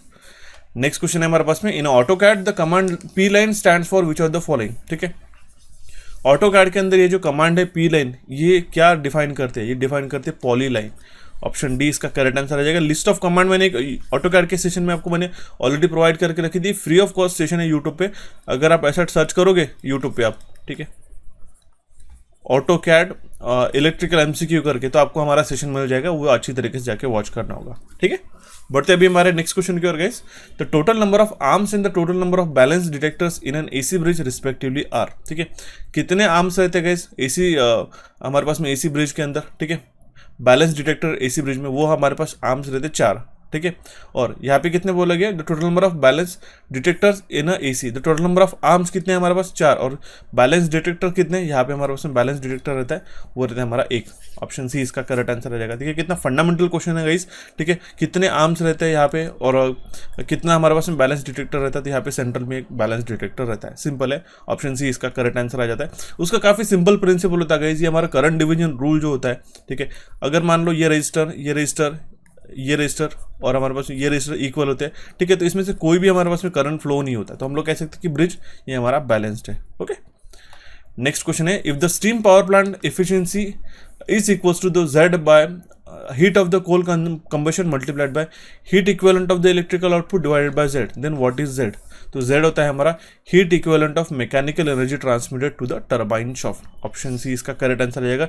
Simple आपको यहाँ पे पूछा गया है Z का क्या फायदा हो, Z का क्या काम है, या फिर इसको क्या डिफाइन कर दे। ठीक है, ठीक है। अब हालांकि हमारे पास में अलग अलग जगह हम लोग इसको Z के जो नेम है, ये जो हमारा सिंबल है, उसको अलग अलग हम लोग डिफाइन कर सकते हैं, लेकिन स्टीम पावर प्लांट एफिशिएंसी में ये जो फॉर्मूला बताया गया इसमें Z का ही वैल्यू क्या है ऐसा क्वेश्चन में पूछा गया। तो ये रहता है हमारा heat equivalent of the mechanical energy transmitted to the turbine shaft. Okay, option C इसका करेक्ट आंसर आ जाएगा। Next question is, considering the installation of transmission and distribution equipment what is ROW। ठीक है, installation and transmission of a distribution equipment में ROW का मतलब होता है right of way, right of way. Option C इसका करेक्ट आंसर आ जाता है। अब राइट ऑफ वे क्या होता है मैं आपको बता देता हूँ कि अगर आपको ट्रांसमिशन लाइन लगानी है, ठीक है, तो ऐसा तो नहीं आप कहीं पे भी आप जाके इसको इंस्टॉल कर सकते हो, नहीं। किसी का यहाँ पे घर हो सकता है, किसी का यहाँ पे खेत हो सकता है, किसी का कोई यहाँ पे कमर्शियल बिल्डिंग हो सकती है, तो उसके अकॉर्डिंगली कभी कभार क्या होता है कि हम लोग डायरेक्टली रूट चेंज नहीं कर पाते, तो हमें लैंड एक्विजिशन करने की ज़रूरत होती है। ठीक है, तो उतना हम लोग, जैसे आपने देखा होगा कि जो खेती करते हैं पर्टिकुलरली फार्मर्स रहते हैं, तो उनको वो पर्टिकुलर जगह का आपको कॉम्पेंसेशन मिलता है सरकार की तरफ से, उसको हम लोग कहते हैं राइट ऑफ वे, ROW हम लोग उसको कहते हैं। ऑप्शन सी इसका करेक्ट आंसर आ जाएगा। ठीक है, तो जो इंस्टॉलेशन करते वक्त जितना भी हमारे पास में यहाँ पे हर्डल्स आते हैं, जो भी इंटरप्शन होता है, ठीक है, तो वो ये क्लियर किए जाते हैं, इसको कहते हैं right of way. Option C इसका करेक्ट आंसर आ जाएगा। Next question is considering x is equal to 3 multiplied by t raised to power 4 and if dx by dt will be equal to z t cube then the find the value of z। ठीक है, find out the value of z हमें पूछा गया है। काफ़ी simple है, fundamental derivative का question है गाइस। अगर हम लोग डिफरेंशिएट करते हैं x को, यहाँ पे बताया कितना क्या, dx by dt will be equal to z t cube. ठीक है, z t क्यूब। तो अगर हम लोग डिफरेंशिएट करते हैं x with respect to t, तो इसका वैल्यू कितना आ जाएगा, 3 इंटू, या फिर आप देख सकते हो x का वैल्यू हमारे पास में 3 टेरेस टू द पावर 4। अगर हम लोग डिफरेंशिएट करते हैं dx बाय dt को, तो ये कितना हो जाएगा हमारे पास में, ये 3 इंटू 4, 3 इंटू ये जो पावर है यहाँ नीचे आ जाता है, 3 into 4 into T raise to power 4 है, तो यहाँ पे 4 माइनस 1 आ जाता है, T raise to power 4 minus 1 will be equal to 3। इसका जो वैल्यू आ जाएगा 12t cube. Okay, dx by dt। अब आप इसको कंपेयर करके देख सकते हो, dx बाई dt हमारे पास कितना है 12t क्यूब, और यहाँ पे कितना है zt cube.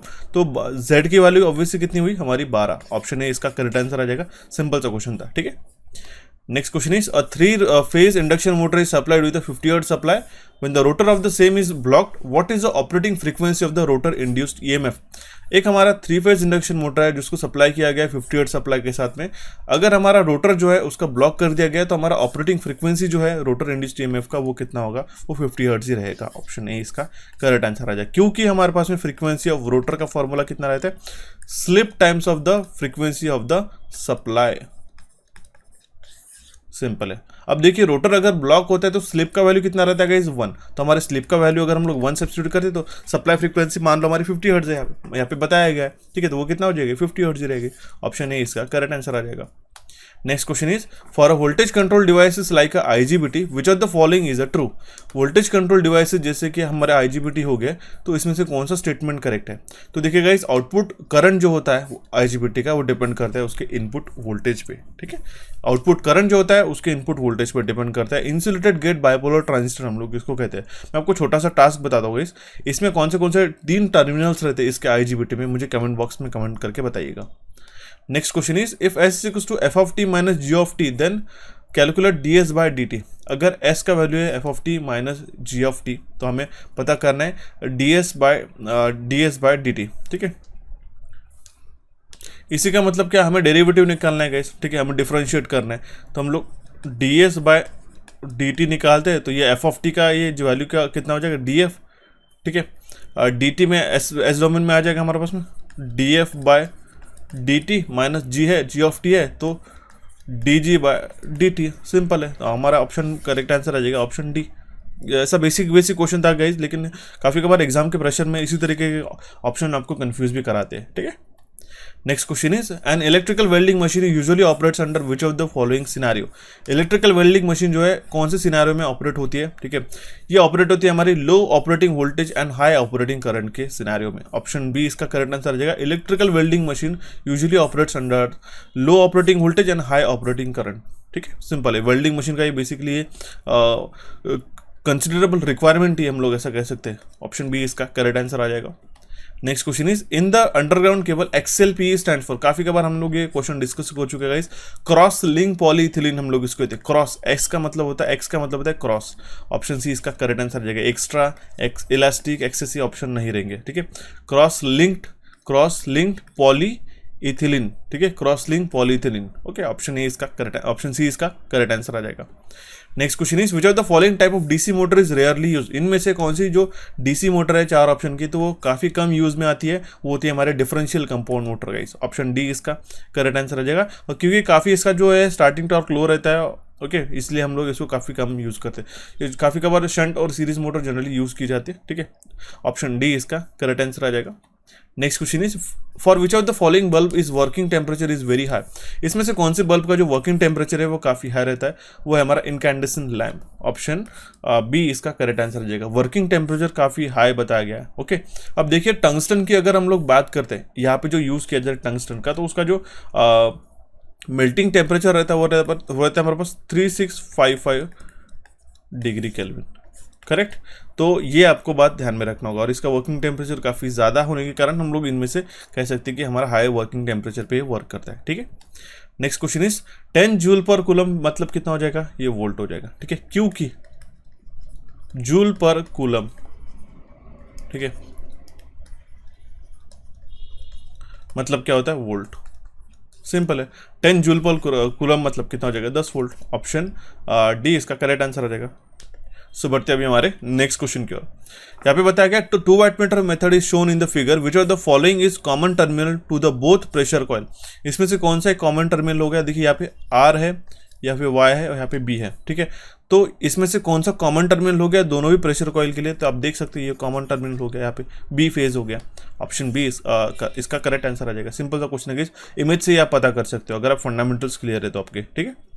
Next question is, in a system of track electrification in electric traction single phase to three phase composite system is called as. कितने बार हमने क्वेश्चन डिस्कस किया गाइस, ट्रैक इलेक्ट्रिफिकेशन में जब हम लोग इलेक्ट्रिक ट्रैक्शन में use करते हैं, ठीक है। ट्रैक इलेक्ट्रिफिकेशन मतलब क्या होता है, हम लोग इस तरीके से सप्लाई प्रोवाइड करते हैं, ठीक है, ट्रैक इलेक्ट्रिफिकेशन में। तो single phase to three phase composite system हम लोग यूज करते हैं, उसी सिस्टम को हम लोग कहते हैं कंडो सिस्टम। ऑप्शन ए इसका करेक्ट आंसर जाएगा। टंडो, CANDO, सैंडो, ये हमारे पास ऑप्शन गलत हो जाएगा। ऐसे ही आपको ऑप्शन दिए जा सकते हैं जो आपको कंफ्यूज कराते हैं, तो ऑप्शन ए इसका करेक्ट आंसर आ जाएगा, ठीक है। Single phase to three phase system को हम लोग कहते हैं कंडो सिस्टम करके, ठीक है। ऑप्शन ए इसका करेक्ट आंसर आ जाएगा। Next question is, for the given DC shunt machine which are the following is the expression for power generation by the machine. इस मशीन के द्वारा, ठीक है, आप देख सकते हो करंट की डायरेक्शन अपवर्ड है, तो जो पावर जनरेशन हो रहा है इस मशीन के द्वारा कौन से एक्सप्रेशन से होगा, EG इंटू IA, क्योंकि यहाँ पे EG कितना है, सप्लाई वोल्टेज है, यहाँ पे जनरेट वोल्टेज है आर्मेचर के द्वारा, और यहाँ पे IA क्या है, ये सप्लाई करंट है, ठीक है। ऑप्शन बी इसका करेक्ट आंसर आ जाएगा। Next question is, what is the number of column in which silicon is placed in the modern periodic table. अब देखिए पीरियोडिक टेबल से भी यहाँ पे क्वेश्चन पूछा गया, what is the number of column in which silicon is placed in the modern periodic table. तो column number रहता है हमारे पास 14। ऑप्शन सी इसका करेक्ट आंसर हो जाएगा। आप देख सकते हो ये प्लेस किया जाता है थर्ड पीरियड में और 14 ग्रुप नंबर पे, तो आप देख सकते हो इतने लेवल तक केमिस्ट्री का भी क्वेश्चन यहाँ पे पूछा जाता है, ठीक है। अगर आपको ऐसे क्वेश्चन आते गए, मैं तो रिकमेंड करूंगा काफी सारे स्टूडेंट्स को इसको देख के वो प्रिपरेशन छोड़ देते हैं कि इस तरीके से क्वेश्चन बनते हैं, बट बिल्कुल भी ऐसा करना नहीं। नॉट नेसेसरीली आपको 2022 में ऐसे क्वेश्चन पूछे गए तो 23 में भी ऐसे ही क्वेश्चन पूछे जाएंगे करके आपको तैयारी करनी है। और ऐसे क्वेश्चन काफी बार आते हैं तो आप उसको स्किप करके आप मूव ऑन भी कर सकते हो, क्योंकि एक क्वेश्चन के लिए आप पूरा पीरियोडिक टेबल लर्न करना और वो क्वेश्चन आता भी या नहीं ये भी आपको गारंटी नहीं रहती। तो कुछ आपको स्मार्ट वे से भी आपको पढ़ाई करनी रहती है और सिलेक्शन लेना रहता है। ऑप्शन सी इसका करेक्ट आंसर आ जाता है। अगर ये क्वेश्चन हमारे इलेक्ट्रिकल से काफी रिलेवेंट रहता है और काफी कॉमन सा रहता है तो हम लोग कह सकते हैं कि इसके बारे में पढ़ना चाहिए। बट कुछ कुछ क्वेश्चन ऐसे होते हैं कि जो एस्पिरेंट्स को कंफ्यूज करा के उनका कॉन्फिडेंस लो कराते, तो ये बिल्कुल बात सही नहीं है कि आप इसको देख के आपका प्रिपरेशन डिमोटिवेट होकर आप इसका प्रिपरेशन छोड़ देते। तो ये बातों को आपको ध्यान में रखना रहता है। और अगर आप गाइज हमारे चैनल पर नए हो इलेक्ट्रिकल इंजीनियरिंग एमसीक्यूज को अभी तक आपने सब्सक्राइब नहीं किया हो तो प्लीज़ सब्सक्राइब कीजिएगा। काफ़ी सारे एस्पिरेंट्स हमारे साथ जुड़े हुए हैं, जो 50% एस्पिरेंट्स है अराउंड, वो अभी तक हमारे चैनल को सब्सक्राइब नहीं किया। तो आप डेफिनेटली एक आपका जो सब्सक्रिप्शन है हमें प्रोवाइड कर सकते हो, सेशन को लाइक कर सकते हो, सो दैट हम लोग इसी से मोटिवेट होकर आपको इसी तरीके से सेशंस आपको प्रोवाइड कराते रहे, ठीक है। नेक्स्ट क्वेश्चन आता है, an x pole 50 hertz alternator is driven by 60 hertz synchronous motor, then calculate the number of poles for a synchronous motor. Guys काफी सिंपल सा क्वेश्चन है, ठीक है। X pole 50 hertz alternator drive किया गया 60 hertz synchronous motor से, तो हमें कैलकुलेट करना है poles of the synchronous machine. NS is equal to 120 into F divide by BP, ठीक है। ये एक बेसिक फॉर्मूला होता है गाइस, ठीक है। नंबर ऑफ पोल जो है हमारे पास में, ठीक है, जनरेटर के, ठीक है, अगर हम लोग इसको G भी मान लेते तो वो होता है हमारे पास में X है। फ्रीक्वेंसी कितना है हमारे पास में FG, वो आते हैं हमारे पास 50 हर्ट्ज, राइट। तो नंबर ऑफ जो सिंक्रोनस स्पीड रहेगी जनरेटर के NSG की बात करते तो वो कितना हो जाएगा हमारे पास 120 into 50 divide by capital X, क्योंकि पोल ऑफ PG है ना यहाँ पे बताया गया। और अगर हम लोग सेम मोटर की भी बात करते हैं, ठीक है, तो NSM की बात करते हैं तो यहाँ पे 120 इंटू, ठीक है, 60 हर्ट्ज की सिंक्रोनस मोटर है तो हम लोग यहाँ पे इसको 60 से मल्टीप्लाई करते हैं। और नंबर ऑफ पोल्स यहाँ पे हमारे पास में पता करने, ये कितने हैं हमारे पास में सिंक्रोनस मोटर में हम लोग यहाँ पे लिख लेते हैं PM, ठीक है, number of poles of motor. तो हम लोग इसी को इक्वेट कर लेते गए, इसी को इक्वेट कर लेते तो यहाँ पे कितना आ जाएगा 120 इंटू 50, यहाँ पे कितना आ जाएगा 6000 डिवाइड बाय X, ठीक है। और यहाँ पे कितना आ जाएगा 7200 divide by PM।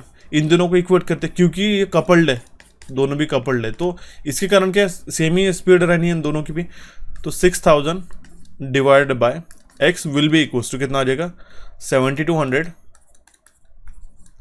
Divide by P M. इसको अगर आप रिजॉल्व करते हो गाइज तो हमारे पास में पी एम का जो वैल्यू आएगा वो आएगा हमारे पास 1.2x, ठीक है, क्योंकि 12 हम लोग कह सकते हैं 5 आ जाता है और 12 हमारे पास 6 आ जाता है। और अगर हम लोग 6/5 लिखते तो इसका जो वैल्यू आता है वो आता है 1.2। ओके, ऑप्शन ए इस क्वेश्चन का करेक्ट आंसर आ जाता है। सिंपल सा क्वेश्चन था लेकिन कितना घुमा फिरा के पूछा आप इसमें देख सकते हो। सो गाइज बढ़ते हैं अभी हमारे नेक्स्ट क्वेश्चन की ओर। गाइज क्वेश्चन क्या है हमारे पास में, थोड़ा सा मैथमेटिक्स का क्वेश्चन है। If d x by d x f of x will be equals to 3x square then what is the f of x is here, ठीक है। हमें एफ ऑफ एक्स का वैल्यू पूछा गया, ठीक है। D x f of x का value 3x square है, तो अगर हम लोग इंटीग्रेट करते हैं इन दोनों को बोथ साइड में, तो देखिए इंटीग्रेट और डेरिवेट यहाँ पे कैंसल आउट होने के बाद देखिए integral of d x f of x will be equals to integration of 3x square. आपको थोड़े से इंटीग्रेशन के फॉर्मूलाज पता होना जरूरी है। तो यहाँ पे हमारे एफ ऑफ एक्स का वैल्यू कितना आ जाएगा इंटीग्रल ऑफ 3x स्क्वायर। तो हम लोग क्या करते हैं 3 ये तो कांस्टेंट हो गया x स्क्वायर, अगर हम लोग इसको इंटीग्रेट निकालते हैं x स्क्वायर का तो ये क्या हो जाता है गाइस, इसमें पावर एडिशन होके एक डिवाइड में भी इनका एडिशन आ जाता है, ठीक है। तो हम लोग इसको इस तरीके से लिख सकते हैं x क्यूब, ठीक है, मतलब 2 + 1 3 हो जाएगा डिवाइड बाय 3, 3 से 3 कैंसिल हो जाता है, इसका वैल्यू आ जाएगा x क्यूब। ऑप्शन सी इसका करेक्ट आंसर आ जाएगा, ठीक है। Next question is for which of the following power plant is the initial cost very high and mass quantity of a fuel required per megawatt of the output produced is less, ठीक है। हमें पूछा गया है इनमें से कौन से पावर प्लांट के लिए जो इनिशियल कॉस्ट रहती है वो काफ़ी हाई है और जो mass of the fuel required रहता है पर मेगावाट जो भी हम लोग आउटपुट प्रोड्यूस होते हैं वो लेस होता है, तो वो होता है हमारा न्यूक्लियर पावर प्लांट। मैं इसका मतलब समझा देता हूँ कि जो इनिशियल कॉस्ट है, ठीक है, वो काफ़ी हाई है, ठीक है, and the mass quantity of the fuel required per megawatt of the output produce is less. मतलब क्या, जो हमारा फ्यूल की क्वांटिटी रहती है हम लोग 1 किलोग्राम में कितना तो भी हमारा एक पावर प्रोड्यूस कर लेंगे। अगर हम लोग डीजल की बात करते हैं हम लोग 1 लीटर डीजल लेते हैं, या फिर गैस में हम लोग यूज़ करते हैं 1 किलोग्राम ऑफ गैस यूज़ करते हैं, स्टीम पावर प्लांट में हम लोग ये कोयला यूज़ करते हैं, तो जितना हम लोग 1 किलोग्राम में एक सेम लेवल पे हम लोग काफ़ी हाई अमाउंट ऑफ पावर हम लोग मेगावाट ऑफ पावर प्रोड्यूस कर सकते हैं, तो वो सिर्फ न्यूक्लियर पावर प्लांट में रहता है। ऑप्शन बी इसका करेक्ट आंसर आ जाएगा, ठीक है। Next question is in the circuit shown the total number of current meeting at the node B is equals to, ठीक है। तो क्वेश्चन में क्या पूछा गया, तो total number of current meeting at node B, ये होता है हमारे यहाँ पे नोड बी। तो यहाँ पे कितने करंट्स मीट हो रहे हैं, ठीक है, ये I1 है, ठीक है, और ये I2 और I3 तीन है। ऑप्शन सी इसका करेक्ट आंसर आ जाएगा, सिंपल है। ये होता है हमारे पास यहाँ पे जो करंट जा रहा है I1, I2 and I3, these are meeting at a point B, okay. Next question is the total number of management principles propose by Fayol is what. Fayol ने कितने मैनेजमेंट प्रिंसिपल टोटल प्रपोज किए थे, तो वो थे 14। Option B इसका correct answer आ जाएगा, ठीक है। ये मैनेजमेंट से रिलेटेड क्वेश्चन है गाइस, तो जो टोटल प्रिंसिपल्स फेयल ने प्रपोज किए थे ये थे 14। ऑप्शन बी इसका करेक्ट आंसर आ जाता है, okay. Next question is solve the equation. यहाँ पे इक्वेशन डेरिवेटिव के ऊपर काफी क्वेश्चन पूछे गए थे। Integral of 3x square dx will be equals to what, ठीक है। इसको हम लोग इंटीग्रेट कर निकालते तो ये कितना हो जाएगा हमारे पास में, 3 कांस्टेंट है तो x स्क्वायर, ठीक है, 3x स्क्वायर में आ जाएगा यहाँ पे 2 + 1 डिवाइड बाय यहाँ पे 3, ओके, 3 से 3 कैंसिल यहाँ पे आ जाएगा हमारे पास पे, यहाँ प्लस कांस्टेंट भी आ जाता है, ठीक है, x क्यूब, ठीक है, +3। ऑप्शन सी इसका करेक्ट आंसर आएगा। सेम क्वेश्चन इसी तरीके से पूछा गया था प्रीवियसली भी, ठीक है, जस्ट अभी आपने एक दो क्वेश्चन जो है पहले आपने देखा होगा, तो ऑप्शन सी इसका करेक्ट आंसर आ जाता है। Next question is the starting torque in the 3-फेज induction motor will be maximum when. Starting torque जो है हमारे पास में मैक्सिमम रहेगा जब rotor resistance per phase to rotor reactance per phase ये कितना रहेगा 1, ठीक है। हम लोग एक कंडीशन निकालते हैं SM will be equals to RM by XM जब हमारी कंडीशन 1 रहती है, या फिर हम लोग कहते हैं XM will be equals to RM, तब हम लोग डिफाइन कर सकते हैं कि हमारा रोटर जो टॉर्क प्रोड्यूस कर रहा है इंडक्शन मोटर का वो हमारा मैक्सिमम रहेगा। ऑप्शन सी इसका करेक्ट आंसर आ जाएगा। Next question is on which of the following motor poles is a copper ring placed. तो हमारे शेडेड पोल मोटर में, ठीक है, शेडेड पोल मोटर में कॉपर रिंग प्लेस की जाती है। ऑप्शन सी इसका करेक्ट आंसर आ जाएगा, okay. Copper band, shading band जो वहाँ पे लगाया जाता है उसी की वो बात कर रहे हैं, तो ऑप्शन सी इसका करेक्ट आंसर आ जाएगा, ठीक है। Next question is the term bell curve is related to which of the following distributions, ठीक है। ये बेल कर्व ये जो टर्म है किससे डिस्ट्रीब्यूटेड है, ये हमारे नॉर्मल डिस्ट्रीब्यूशन से रिलेटेड है। ऑप्शन सी इसका करेक्ट आंसर आ जाता है, ठीक है। ये नॉर्मल डिस्ट्रीब्यूशन को ही हम लोग गॉसियन डिस्ट्रीब्यूशन भी कहते हैं, okay. Next question is MT1, MT2 and gate are the terminal of जो the following power electronics devices. मैं आपको बार बार कह रहा हूँ गाइस, आपको पावर इलेक्ट्रॉनिक्स डिवाइसेस के अलग अलग जो हमारे पास में पावर सेमीकंडक्टर डिवाइसेस, जैसे कि हमारे पास ट्राइक हो गया, डायक हो गया, या फिर मॉसफेट है, IGBT है, उसके टर्मिनल्स पता होना चाहिए। अब देखिए MT1, MT2 और गेट ये किसके टर्मिनल्स होते हैं? ये ट्राइक के होते हैं। ओके, ऑप्शन डी इसका करेक्ट आंसर रहता है। अगर हम लोग डायक की बात करते हैं तो इसमें से कौन सा टर्मिनल नहीं होता इन तीनों में से? मुझे कमेंट बॉक्स में कमेंट करके बताइएगा। थोड़ा सा पार्टिसिपेट भी कीजिएगा, जो भी मैं आपको चीज़ें पूछता हूँ इससे आपकी ही प्रैक्टिस होती जाती है। ठीक है, next question is in the given figure if AOB is the conductor and A and B are the points of support. ठीक है, ये हमारा पॉइंट ऑफ सपोर्ट है A और B है, और ये जो O यहाँ पे बताया गया, ठीक है, लोएस्ट पॉइंट, ये हमारे पास कंडक्टर है। ठीक है, ये पूरा AOB एक हमारा कंडक्टर है। मैं आपको हाईलाइट करके बता देता हूँ, सब समझ जाएगा। ठीक है, हमारा कंडक्टर सपोर्ट है पूरा। Then which of the following expression is use to calculate the sag, assume all other quantities with a usual notation. ठीक है, हम लोग फॉर्मूला ही लगा देते हैं, WL, ठीक है, WL स्क्वायर अपॉन 8T। ठीक है, L क्या होता है? ये लेंथ होती है हमारे पास। ठीक है, स्पैन कितना है हमारे पास में। W क्या है हमारे पास में? Weight of the conductor, weight of the conductor है पर यूनिट लेंथ। और T क्या है? ये होता है हमारे पास में टेंशन। ठीक है, इसलिए इसका करेक्ट आंसर आ जाएगा हमारे पास option D, WL square upon 8T। देखिए, कोई भी आपको ज़्यादा आपको यहाँ पे कॉम्प्लिकेटेड नहीं पूछा था, सिंपल आपको फॉर्मूला ही पूछा गया था। ओके, और मुझे बताइएगा या फिर मैं आपको खुद ही बता देता हूँ कि जो हमारे पास में सैग जो कैलकुलेट करते हैं, उसको कैलकुलेट करने के लिए क्वेश्चन बनता है, वो होता है हमारे पास स्ट्रिंजिंग चार्ट। ठीक है, ठीक है, स्ट्रिंजिंग चार्ट जो है हम लोग सैग कैलकुलेट करने के लिए यूज़ करते हैं। ठीक है, मतलब कि अगर हम लोग सैग और उसका टेंशन है, कोई भी टेम्परेचर पे अगर निकालना होगा तो हम लोग स्ट्रिंजिंग चार्ट का इस्तेमाल करते थे। ये आपको एग्जामिनेशन में क्वेश्चन करके बनता है, ध्यान में रखिएगा। ऑप्शन सी इसका करेक्ट आंसर आ जाएगा।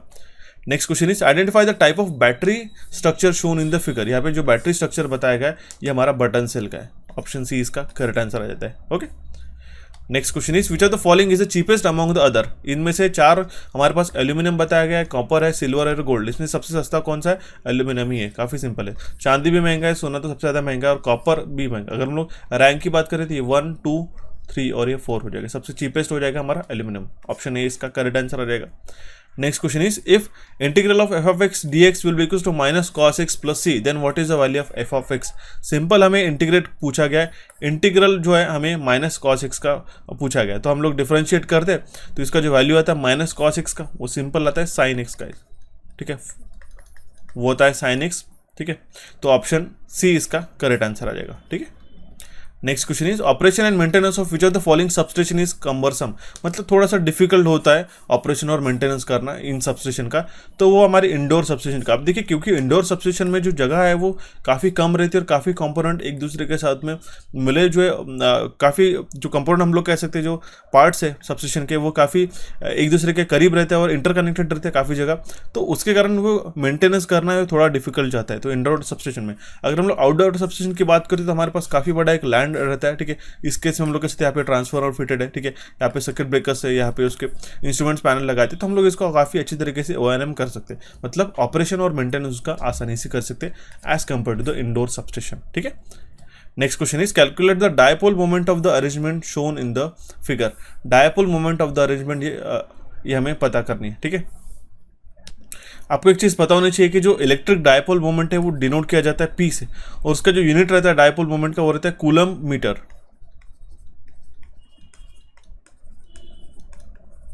ये इसका यूनिट रहता है कूलम मीटर का। आपको एग्जामिनेशन में भी बन सकता है। आप देखिए यहाँ पे जो R का वैल्यू है, ठीक है, ये हमारे पास में ट्वाइस ऑफ A। तो इसी केस से हम लोग डिफाइन कर सकते हैं जो हमारा डायपोल मोमेंट है P will be equals to Q into R। Q into R, option D इसका करेक्ट आंसर आ जाएगा। ये किस तरीके से निकाल सकते हैं हम लोग कि जो हमारा स्ट्रेंथ रहती है इलेक्ट्रिक डायपोल की, वो हम लोग मेजर करते हैं डायपोल मोमेंट से। तो P bar will be equals to क्या होता है Q into twice A bar. इस फॉर्मूले से हम लोग निकाल सकते थे। जो हमारे पास में R का वैल्यू था ये ट्वाइस था, इसलिए हम लोग यहाँ पे R का वैल्यू सब्स्टिट्यूट करते थे। ठीक है, और देखिए Q का जो वैल्यू रहता है ये रहता है हमारा उसका, हालांकि तो मैग्नीट्यूड रहता है चार्ज का। ठीक है, और जो ट्वाइस A ये रहता है हमारे पास में distance between the two charge. ठीक है, distance between the two charge particle, इसलिए हम लोग R को ये डिफाइन किया कि ये ट्वाइस A करके। तो Q का P का जो वैल्यू आएगा ये आएगा Q इंटू R। ठीक है, next question is in industrial management MBO stands for which of the following. MBO का मतलब होता है management by objectives. Option B इसका करेक्ट आंसर आ जाएगा, मैनेजमेंट बाय ऑब्जेक्टिव, इसका फुल फॉर्म हो जाता है। काफ़ी सिंपल सा क्वेश्चन पूछे गए थे मैनेजमेंट, लेकिन हम लोग जरूर आपके एग्जामिनेशन से पहले अच्छी तरीके से मैनेजमेंट का सेशन ले लेंगे। ठीक है, next question is what is work specialization in an organization is called, ठीक है। वर्क स्पेशलाइजेशन को हम लोग क्या कहते हैं ऑर्गेनाइजेशन में, उसको हम लोग कहते हैं division of the labour. Option D इसका करेक्ट आंसर आ जाएगा, ठीक है। सिंपल सा क्वेश्चन था। मैनेजमेंट से अभी तक 4 से 5 क्वेश्चन हो चुके गाइस, ये आपको फोकस करना होगा, ध्यान में देना होगा। Next question is which with the usual notation in the equation EG equals to 5PZN upon 4, ठीक है। 5PZN upon 60 into P/4 find the ratio of P/, if the DC machine is lap wound. अगर DC machine lap wound है, ठीक है, तो हम लोग कह सकते हैं कि इसका जो रेशियो आएगा, ठीक है, सिंपल है, इसका जो रेशियो है तो हम लोग किस तरीके से डिफाइन कर पाएंगे लैप में। मैंने आपको ऑलरेडी बताया था लैप में number of parallel path is equal to number of poles रहते करके, ठीक है। तो P/A का वैल्यू कितना आ जाएगा 1। ऑप्शन बी इसका करेक्ट आंसर आ जाएगा, ठीक है। Next question is for which of the following power plant is the ratio operating cost to initial cost is least.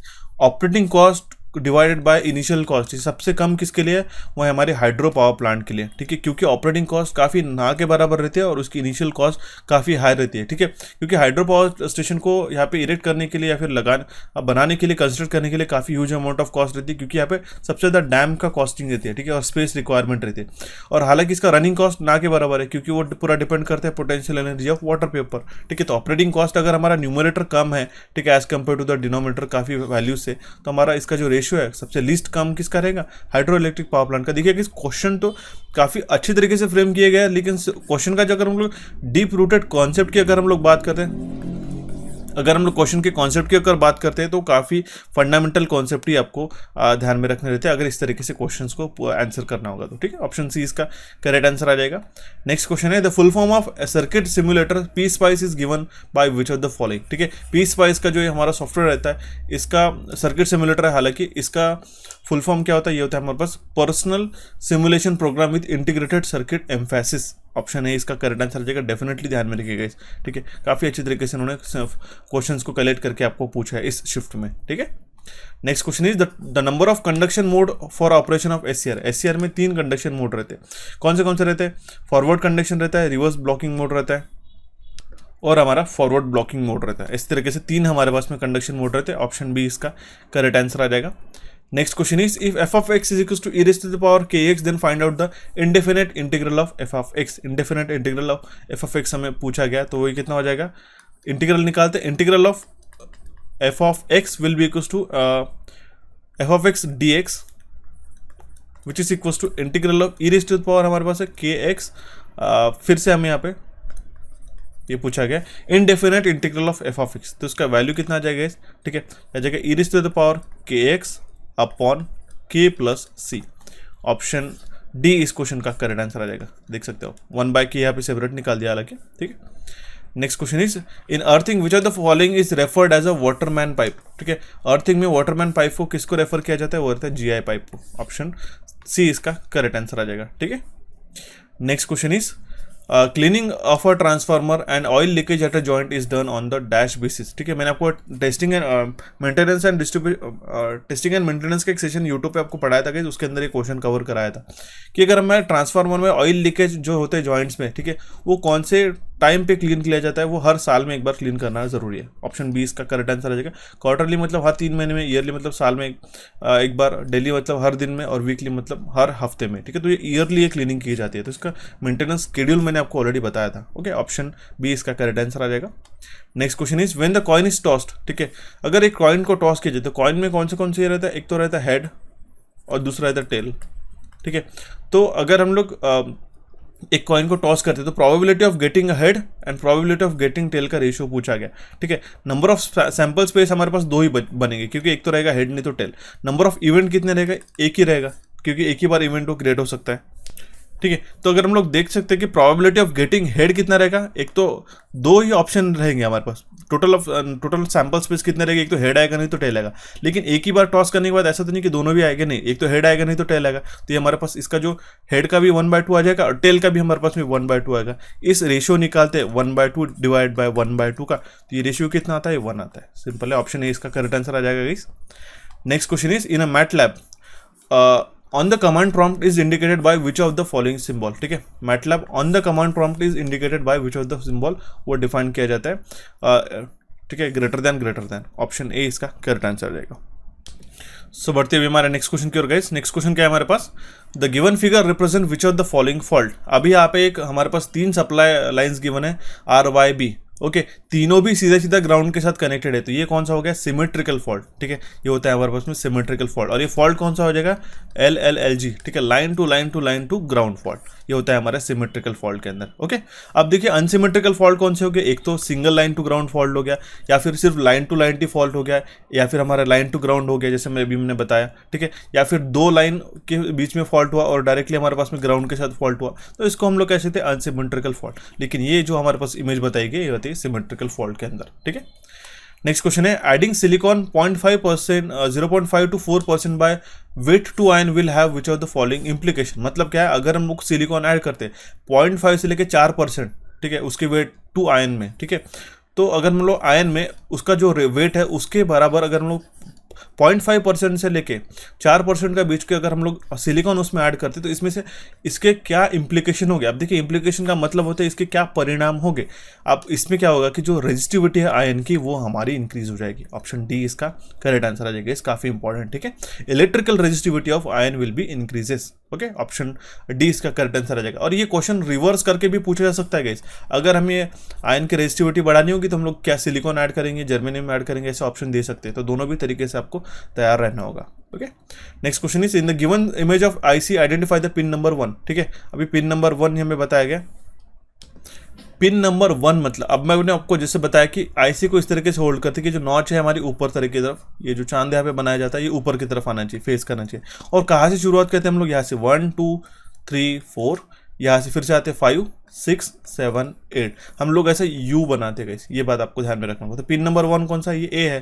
ठीक है, A में कौन सा बताया गया ऑप्शन में, ये हमारे पास D में। इस तरीके से ऑप्शन डी इसका करेक्ट आंसर आ जाएगा। देखिए ऑप्शन A मार्क करके बताना, गलत हो जाएगा। ठीक है, यहीं से आपको कन्फ्यूजन हो सकता है। ठीक है, option D will be the correct answer in this case. ठीक है, next question is, if A and B are the 2 unit vectors then the scalar product of A and B will be what। ठीक है, अगर A और B 2 unit vectors है तो A और B के स्केलर वेक्टर क्या हो गए, ये हो गया हमारे पास cos of angle between A and B। Option D इसका करेक्ट आंसर आ जाएगा। Next question is, which of the following is 3 phase to 3 phase which of the following is 3 phase transformer connection is called TT connection. उसको हम लोग कहते हैं Scott connection guys. ठीक है, सिंपल सा क्वेश्चन है, काफी बार हमने डिस्कस कर दिया कि TT कनेक्शन को या फिर स्कॉट कनेक्शन हम लोग उसको कहते हैं, उसका दूसरा नाम है अल्टरनेटिव। ओके, ऑप्शन सी इस क्वेश्चन का करेक्ट आंसर रहेगा। इसके कारण क्या होता है, 3 phase to 2 phase कन्वर्जन होता है, या फिर 2 phase to 3 phase, vice versa. ठीक है, which of the following common parameter is considered for a drawing both V and inverted V curve for 3 phase synchronous motor। ठीक है, इनमें से अब देखिए गाइस, यहाँ पे V curve और इन्वर्टेड V curve में मैं आपको काफी बार बता चुका हूँ कि V curve किसके बीच में ड्रॉ होता है, इन्वर्टेड V curve। अब इन्होंने क्वेश्चन किस तरीके से पूछा ये बात आप ध्यान में रखिएगा।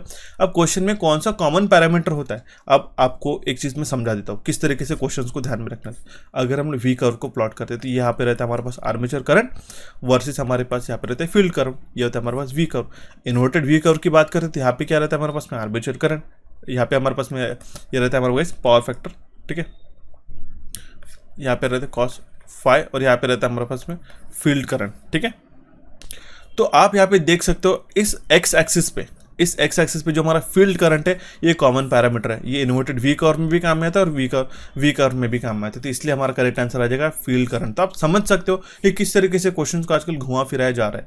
इन सारी क्वेश्चंस की आपको प्रैक्टिस करना जरूरी है। ओके, नेक्स्ट क्वेश्चन की ओर बढ़ने से पहले एक चीज बताना चाहता गाइस, आपके जो UPPCL जी के पेपर में चाहे जितना भी आप प्रिपेयर कर लो ये टेक्निकल में, आपको नॉन टेक्निकल जो रहता है, ठीक है, वो 50 क्वेश्चंस को अच्छी तरीके से प्रिपेयर करना जरूरी है। हालांकि इसमें बाकी भी चीज़ें आती है, लेकिन जीके का जो पोर्शन है काफ़ी इंपॉर्टेंट आता है, जिसमें हमारे पास में ancient history, medieval history, modern history के इतने सारे टॉपिक्स आते हैं। ठीक है, उसके बाद में पॉलिटी के सारे क्वेश्चन आते हैं, ये सारे बनते गए। ठीक है, लोकल गवर्नमेंट जुडिशरीज वगैरह हो गया।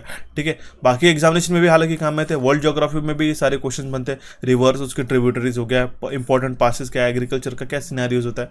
उसके बाद में स्टैटिक जीके में सारे इंपॉर्टेंट ऑर्गेनाइजेशन हो गया रामसर साइट्स कितने अभी इंपॉर्टेंट कौन सी करेंसी है, कहाँ कौन से न्यूक्लियर प्लांट से, सिटीज हो गए, रिवर्स हो गए, ये सारे जो क्वेश्चन है गाइस हमने टेबल्स और चार्ट्स के माध्यम से, जिस तरीके से आपने हमारे रेगुलर टेबल्स और चार्ट देखोगे, ये हमने बेस्ट 500 प्लस क्वेश्चंस के सेशन में हमारा जो कोर्स है ये सिर्फ 125 रुपीज़ में हमने कोचिफाई पे प्रोवाइड कर दिया। काफ़ी सारे एस्पिरेंट ने इसको ज्वाइन करके रखा गया। अगर आपको इसको मिस कर रहे हो तो आप बिल्कुल भी इसको मिस मत कीजिएगा। पूरे साल भर के लिए सिर्फ 125 रुपीज़ आपको देना है, पूरे साल भर आप इस सेशन को देख सकते हो। इसमें सिर्फ 500 क्वेश्चन ही नहीं गए, मैं आपको एक चीज़ बता दूँ, सिर्फ 500 क्वेश्चन नहीं है, इसमें उससे कई ज़्यादा क्वेश्चन आप फ्रेम कर सकते हो, जिसको टेबल्स और चार्ट के माध्यम से आपको हमने प्रोवाइड करके सिर्फ एक क्वेश्चन से हम लोग कह सकते हैं 500, लेकिन उसके बियॉन्ड जो आपको टेबल चार्ट मिलेंगे वो काफ़ी ज़्यादा फायदेमंद रहेगी आपके यूपीपीसीएल जे के एग्जामिनेशन के लिए भी। ये सेम कोर्स आपको एसएससी में भी काम आएगा और डीआरडीओ के एग्जामिनेशन में भी काम आता है। इसको ज्वाइन करने के लिए सेम प्रोसेस है, कोचिफाई का ऐप डाउनलोड कर लेना है और ये जो कूपन कोड है बाप्पा50, ये कूपन कोड आप लगा के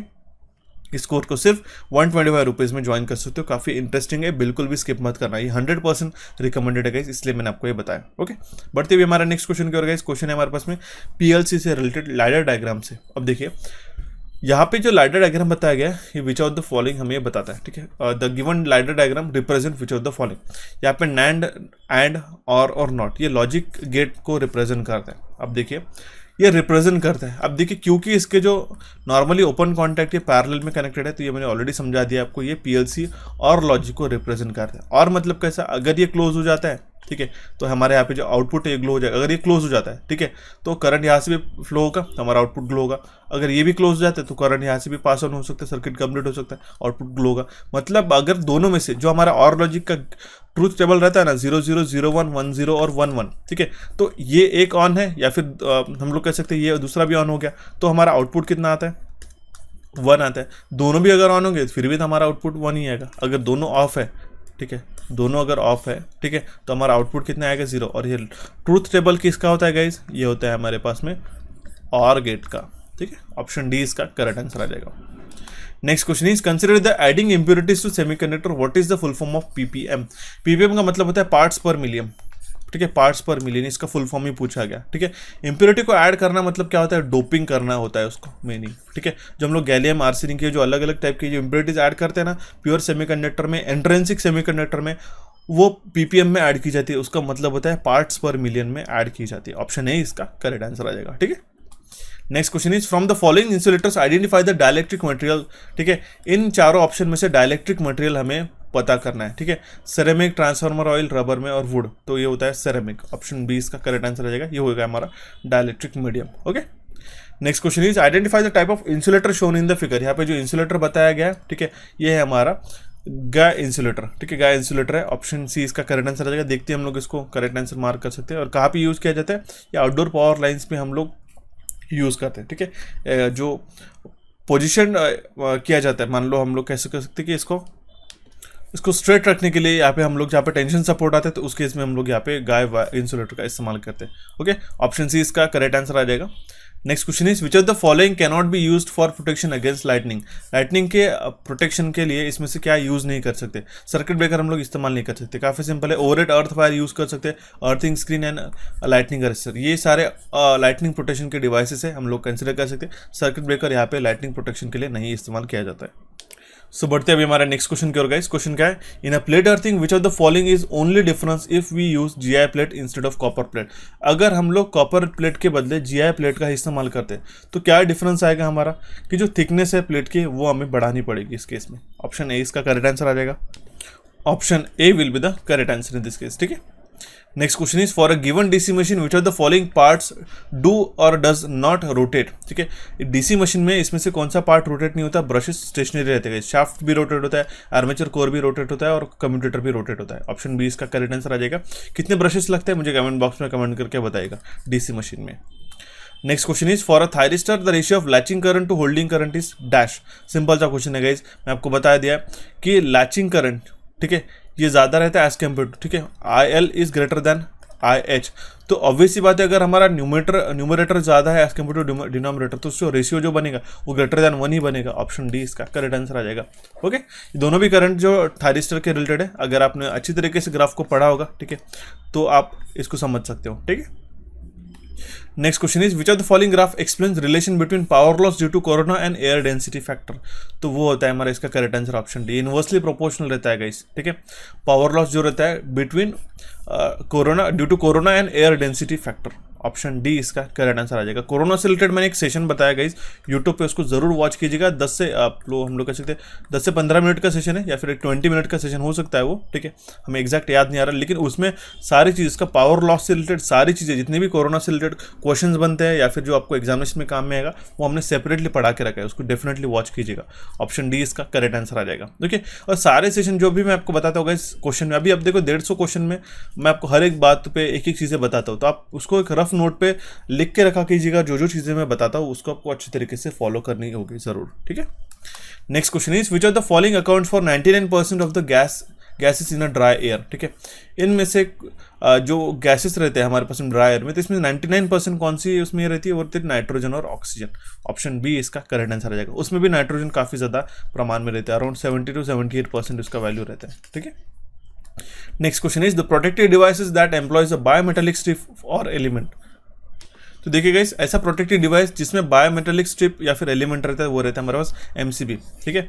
एमसीबी का फुल फॉर्म काफ़ी सिंपल है, वो होता है मिनिएचर सर्किट ब्रेकर। उसमें हमारे पास में बायोमेटालिक स्ट्रिप रहती है जो हीट होने के कारण अगर उसमें से एक करंट सर्टन लेवल के ऊपर हो जाता है तो ट्रिप करने के लिए भी काम में आता है, वो भी रहता है बायोमेटालिक। बायोमेटालिक का मतलब होता है दो मेटल से बनी हुई स्ट्रिप, ठीक है। उसका टेम्परेचर कोफिशिएंट अलग होता है, इसीलिए वो हमारा बेंड हो जाती है एक सर्टन एंगल पे, ओके। ऑप्शन सी इसका करेक्ट आंसर आ जाएगा। और बायोमेटालिक स्ट्रिप जो हमारे पास में इलेक्ट्रिक प्रेस रहती है, जो आयन रहती है हमारे पास में, ठीक है, उसमें भी हम लोग इस्तेमाल करते हैं। ऑप्शन सी इसका करेक्ट आंसर आ जाएगा। Next question is the lead sheathed wiring comes under the category of which of the following system of wiring. Lead sheathed wiring जो है किसके अंदर आती है, बैटन वायरिंग के अंदर आती है। ऑप्शन सी इसका करेक्ट आंसर आ जाएगा। सारे वायरिंग के टाइप जो है मैंने ऑलरेडी आपको एक्सप्लेन करा दिया गया, डेफिनेटली इसको वॉच कीजिएगा, ठीक है। सो बढ़ते हैं अभी हमारे नेक्स्ट क्वेश्चन की ओर। क्वेश्चन क्या है हमारे पास, from the given arrangement find out the value of Q. Q का वैल्यू हमें पता करना है, ठीक है, इस अरेंजमेंट से। यहाँ पे बबल जो है इनपुट पे लगाए गए हैं गाइस, ठीक है, इनपुट पे बबल लगाए गए, तो हम लोग किस तरीके से डिफाइन कर सकते हैं, ठीक है।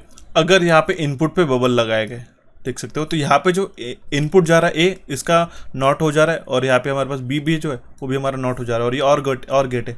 इस तरीके से जो शेप बनाया जाता है ये और गेट है, तो और के लिए हम लोग कौन सा साइन यूज़ करते हैं, प्लस।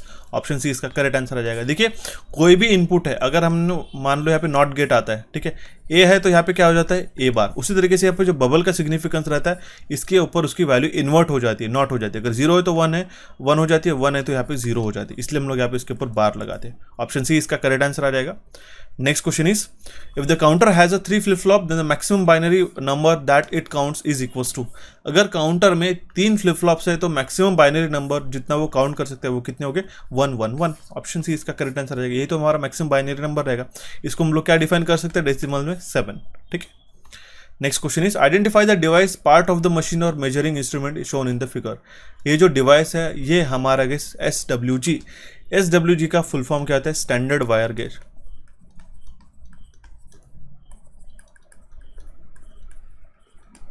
SWG का मतलब होता है स्टैंडर्ड वायर गेज। ये हमारा जो है थिकनेस जो रहता है स्टैंडर्ड वायर का, कॉपर कंडक्टर या फिर कोई भी कंडक्टर है उसको मेजर करने के लिए यूज किया जाता है। ऑप्शन डी इसका करेक्ट आंसर आ जाता है।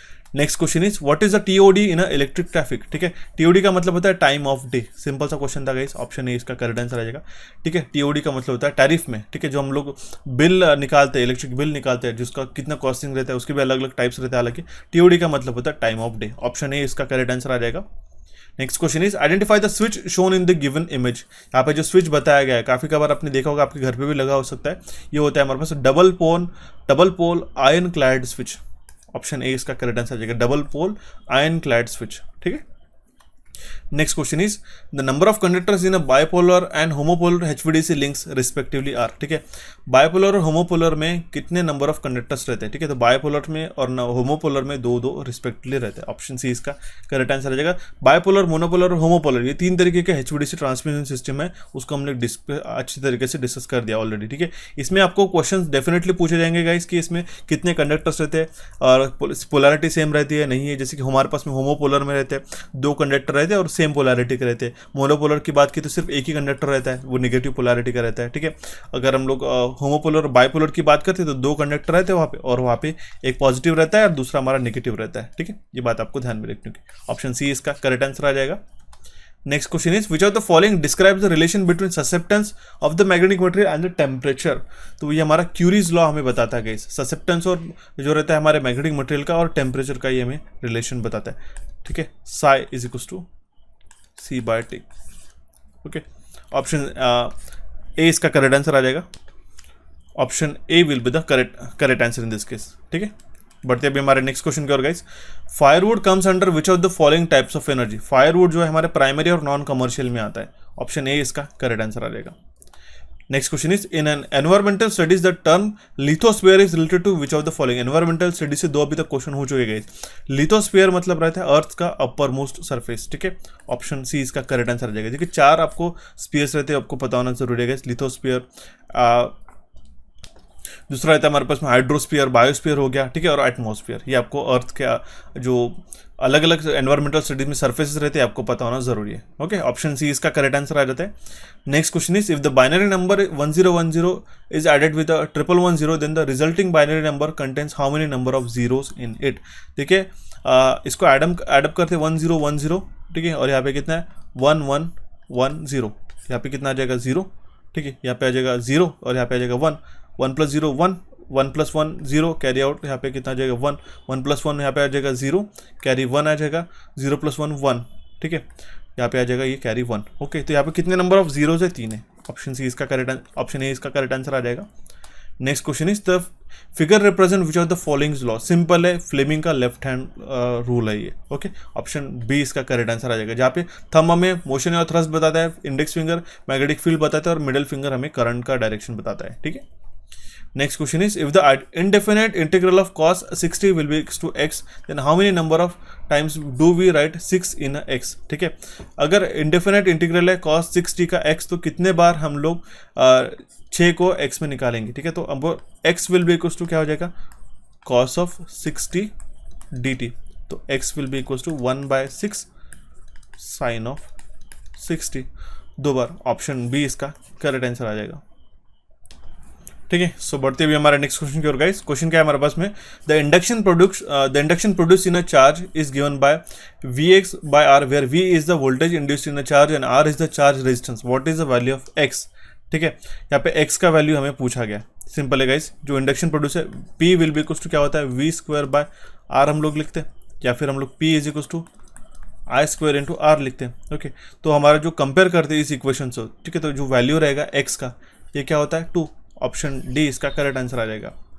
Next question is 1 kilowatt is equal to 860 kilo calorie which is equal to 3600 kilo joules. Okay, simple है, सेम क्वेश्चन आपको दिखाई दे रहा होगा, मैंने कोर्स के अंदर सबसे पहले ही आपको पढ़ा दिया था। 1 कैलोरी मतलब कितना होता है गाइस। ठीक है, 4.2 जूल्स होता है। ठीक है, या फिर 860 किलो कैलोरी मतलब कितना था 1 किलोवाट आवर होता है। ओके, और इसी का मतलब होता है 3600 किलो जूल्स। ऑप्शन डी इसका करेक्ट आंसर आ जाएगा। Next question is identify the type of welding employed in the given figure. यहाँ पे जो वेल्डिंग बताई गई है इस फिगर में कौन सी है, ये हमारी प्रोजेक्शन वेल्डिंग है। ऑप्शन डी इसका करेक्ट आंसर आ जाएगा। वेल्डिंग में हमने डिस्कस करा दिया गया उस यूपीपीसीएल जी के कोर्स के अंदर। ऑप्शन डी इसका करेक्ट आंसर आ जाएगा। सो देखते भी हमारा next question, if T is equal to 5�5 then calculate the dt/dx। अब देखिए जो 5 है, ठीक है, या फिर जो हमारा 5 नहीं, हम लोग 5 इस तरीके से डिफाइन करते हैं, जो थीटा है गाइस। ठीक है, ये हमारा अगर ये हमारा इंडिपेंडेंट वेरिएबल होता है, ठीक है, तो अगर हम लोग उसको निकालते हैं dt/d theta will be equal to d/d theta 5 × θ⁴। ठीक है, ये कितना हो जाएगा 20 θ⁵ 25⁻3। ये हमारे पास एक वैल्यू निकल के आ जाती है।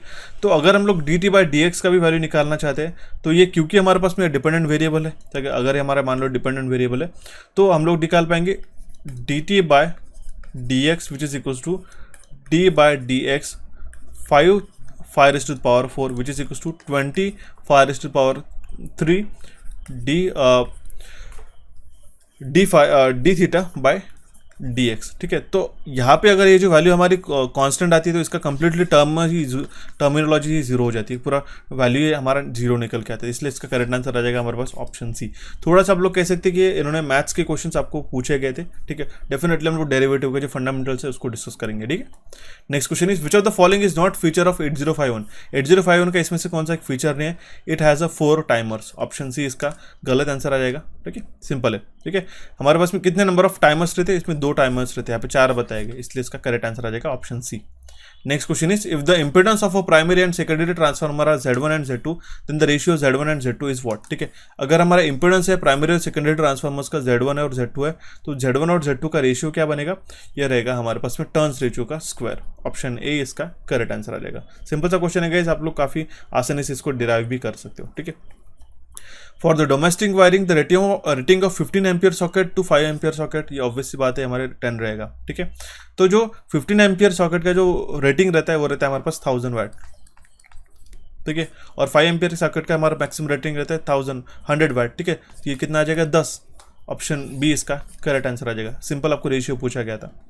Next question is in case of internal wiring which of the following is placed between the incoming service cable and energy meter, उसमें रहते हैं कटआउट्स। ऑप्शन बी इसका करेक्ट आंसर आ जाएगा। इंटरनल वायरिंग में हमारे पास में इनकमिंग सर्विस केबल और एनर्जी मीटर के बीच में कटआउट्स रहते हैं। ओके, ऑप्शन बी इसका करेक्ट आंसर आ जाएगा। Next question is 2 voltmeter are connected in a series with across a 240 volt supply. If the resistance of the voltmeter A and B are 5 kilo ohms and 10 kilo ohms respectively, then the reading of meter B to the reading of meter A का ratio हमें पूछा गया। Okay, 2 voltmeter को series में connect कर दिया गया। ठीक है, ये मान लो वोल्टमीटर 1 हो गया और दूसरा हमारे पास में वोल्टमीटर 2। ओके, इसको किसके सीरीज में कनेक्ट कर दिया, 240 वोल्ट का सप्लाई है। ठीक है, ठीक है, इसका अभी हमें वैल्यू पूछा गया। तो देखिए जो करंट निकालना पड़ेगा ये आप इसको आसानी से निकाल सकते हैं। जो करंट यहाँ से फ्लो होगा आए, इसका इंटरनल रेजिस्टेंस है, इसका है 5 और इसका है हमारे पास में 10 किलो ओम्स। ठीक है, 5 किलो ओम्स है और यहाँ पे 10 किलो ओम्स का वैल्यू पूछा गया। तो जो करंट हमारे पास आए रहेगा वो कितना रहेगा, बस 240 divide by 5 + 10 which is equal to 15। ठीक है, which will be equal to 16 milli ampere. ये करंट हमारे पास आ गया। आसानी से हम लोग इसका वोल्टेज निकाल सकते हैं। ठीक है, 16 × 10⁻³ इंटू इसका जो है हमारे पास में रेजिस्टेंस हम लोग निकालना चाहते हैं। बेसिकली इसका जो वोल्टेज है हम लोग निकालना चाहते हैं, तो यहाँ पे रेजिस्टेंस भी है और करंट भी हमने निकाल लिया क्योंकि सीरीज में तो करंट सेम ही रहेगा, इंटू 5 किलो ओम्स। ठीक है, तो इसका जो वैल्यू आएगा 80 वोल्ट। ठीक है, फर्स्ट इसका यहाँ पे 80 वोल्ट वो दिखाएगा और दूसरी जगह हमारे पास में 1.6 × 10⁻³ मल्टीप्लाइड बाय 10 किलो ओम्स। ठीक है, ये किलो ओम्स और -3 कैंसिल आउट हो जाते हैं। 1.6 × 10 will be equals to 160 volt, या फिर आप डायरेक्ट निकाल सकते हो 240 - 80 160, दूसरा कैलकुलेट करने की भी जरूरत नहीं। रेशियो कितना आ जाएगा 80/160, ये आ जाएगा 1/2। ओके, या फिर meter B to meter A बताया गया, देख सकते हो इस तरीके से गलतियाँ हो सकती है। यहाँ पे meter B to meter A, तो मीटर B का है हमारे पास 160 और यहाँ पे 80, ये 1 जा आ जाएगा 2 जा। ऑप्शन बी इसका करेक्ट आंसर आ जाएगा। ठीक है, next question is which of the following is also called as operator. तो एक्चुएटर को हम लोग ऐसा ऑपरेटर करके भी कंसिडर करते हैं। ठीक है, तो थोड़ा सा पीएलसी से रिलेटेड हम लोग ये क्वेश्चन बन सकता है। हालांकि यहाँ पे आइसोलेटर, सर्किट ब्रेकर, रिलेज भी है, बट ऑपरेटर क्या है, एक्चुएटर। ऑप्शन बी इसका करेक्ट आंसर आ जाएगा। So the next question is a 3-phase synchronous motor is made to operate at a no load. एक हमारे पास 3-phase सिंक्रोनस मशीन है, उसको हम लोग नो लोड पे ऑपरेट कर रहे हैं विद अ फील्ड एक्साइटेशन। अगर हमारे कोई भी लॉसेस नहीं हो रहे उस कंडीशन में तो फेज डिफरेंस कितना रहेगा, सप्लाई वोल्टेज और बैक में वो रहेगा हमारे पास 0 डिग्री। ऑप्शन डी इसका करेक्ट आंसर रह जाएगा। ठीक है, next question is the second nearest layer of atmosphere to earth is called, वो रहती है स्ट्रेटोस्फीयर। ऑप्शन बी इसका करेक्ट आंसर रहेगा। सबसे पास की कौन से हमारे पास में लेयर रहती है एटमॉस्फेयर की, ये मुझे जरूर बताइएगा। इसका एक सीक्वेंस आपको ध्यान में रखना रहता है। ठीक है, कि कौन सी ऊपर रहती है, कौन सी नीचे रहती है, मेसोस्फीयर कहाँ पे रहती है उसमें, और एरोप्लेन्स वगैरह कहाँ पे फ्लाई होता है, ये हमारे जीके के कोर्स में आपको डेफिनेटली देखने को मिलेगा, इसलिए मैंने आपको कोर्स रिकमेंड भी किया है। इस ऑप्शन डी इसका करेक्ट आंसर आ जाएगा। ये सेकंड मोस्ट लेयर रहती है एटमॉस्फेयर की। ठीक है, from the earth.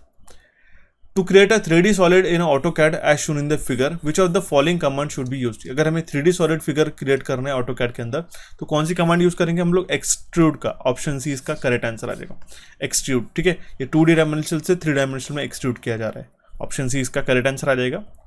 Next question is if x is to 2 × 3 and y is to x × 2 when the above command are executed in MATLAB will return which of the following। अगर ये command execute होती है MATLAB में तो हमें क्या मिलेगा output में, आउटपुट में मिलेगा y will be equals to x का वैल्यू कितना है 2 × 3 विल बी 6, तो 6 × 2 विल बी इक्वल्स टू 12।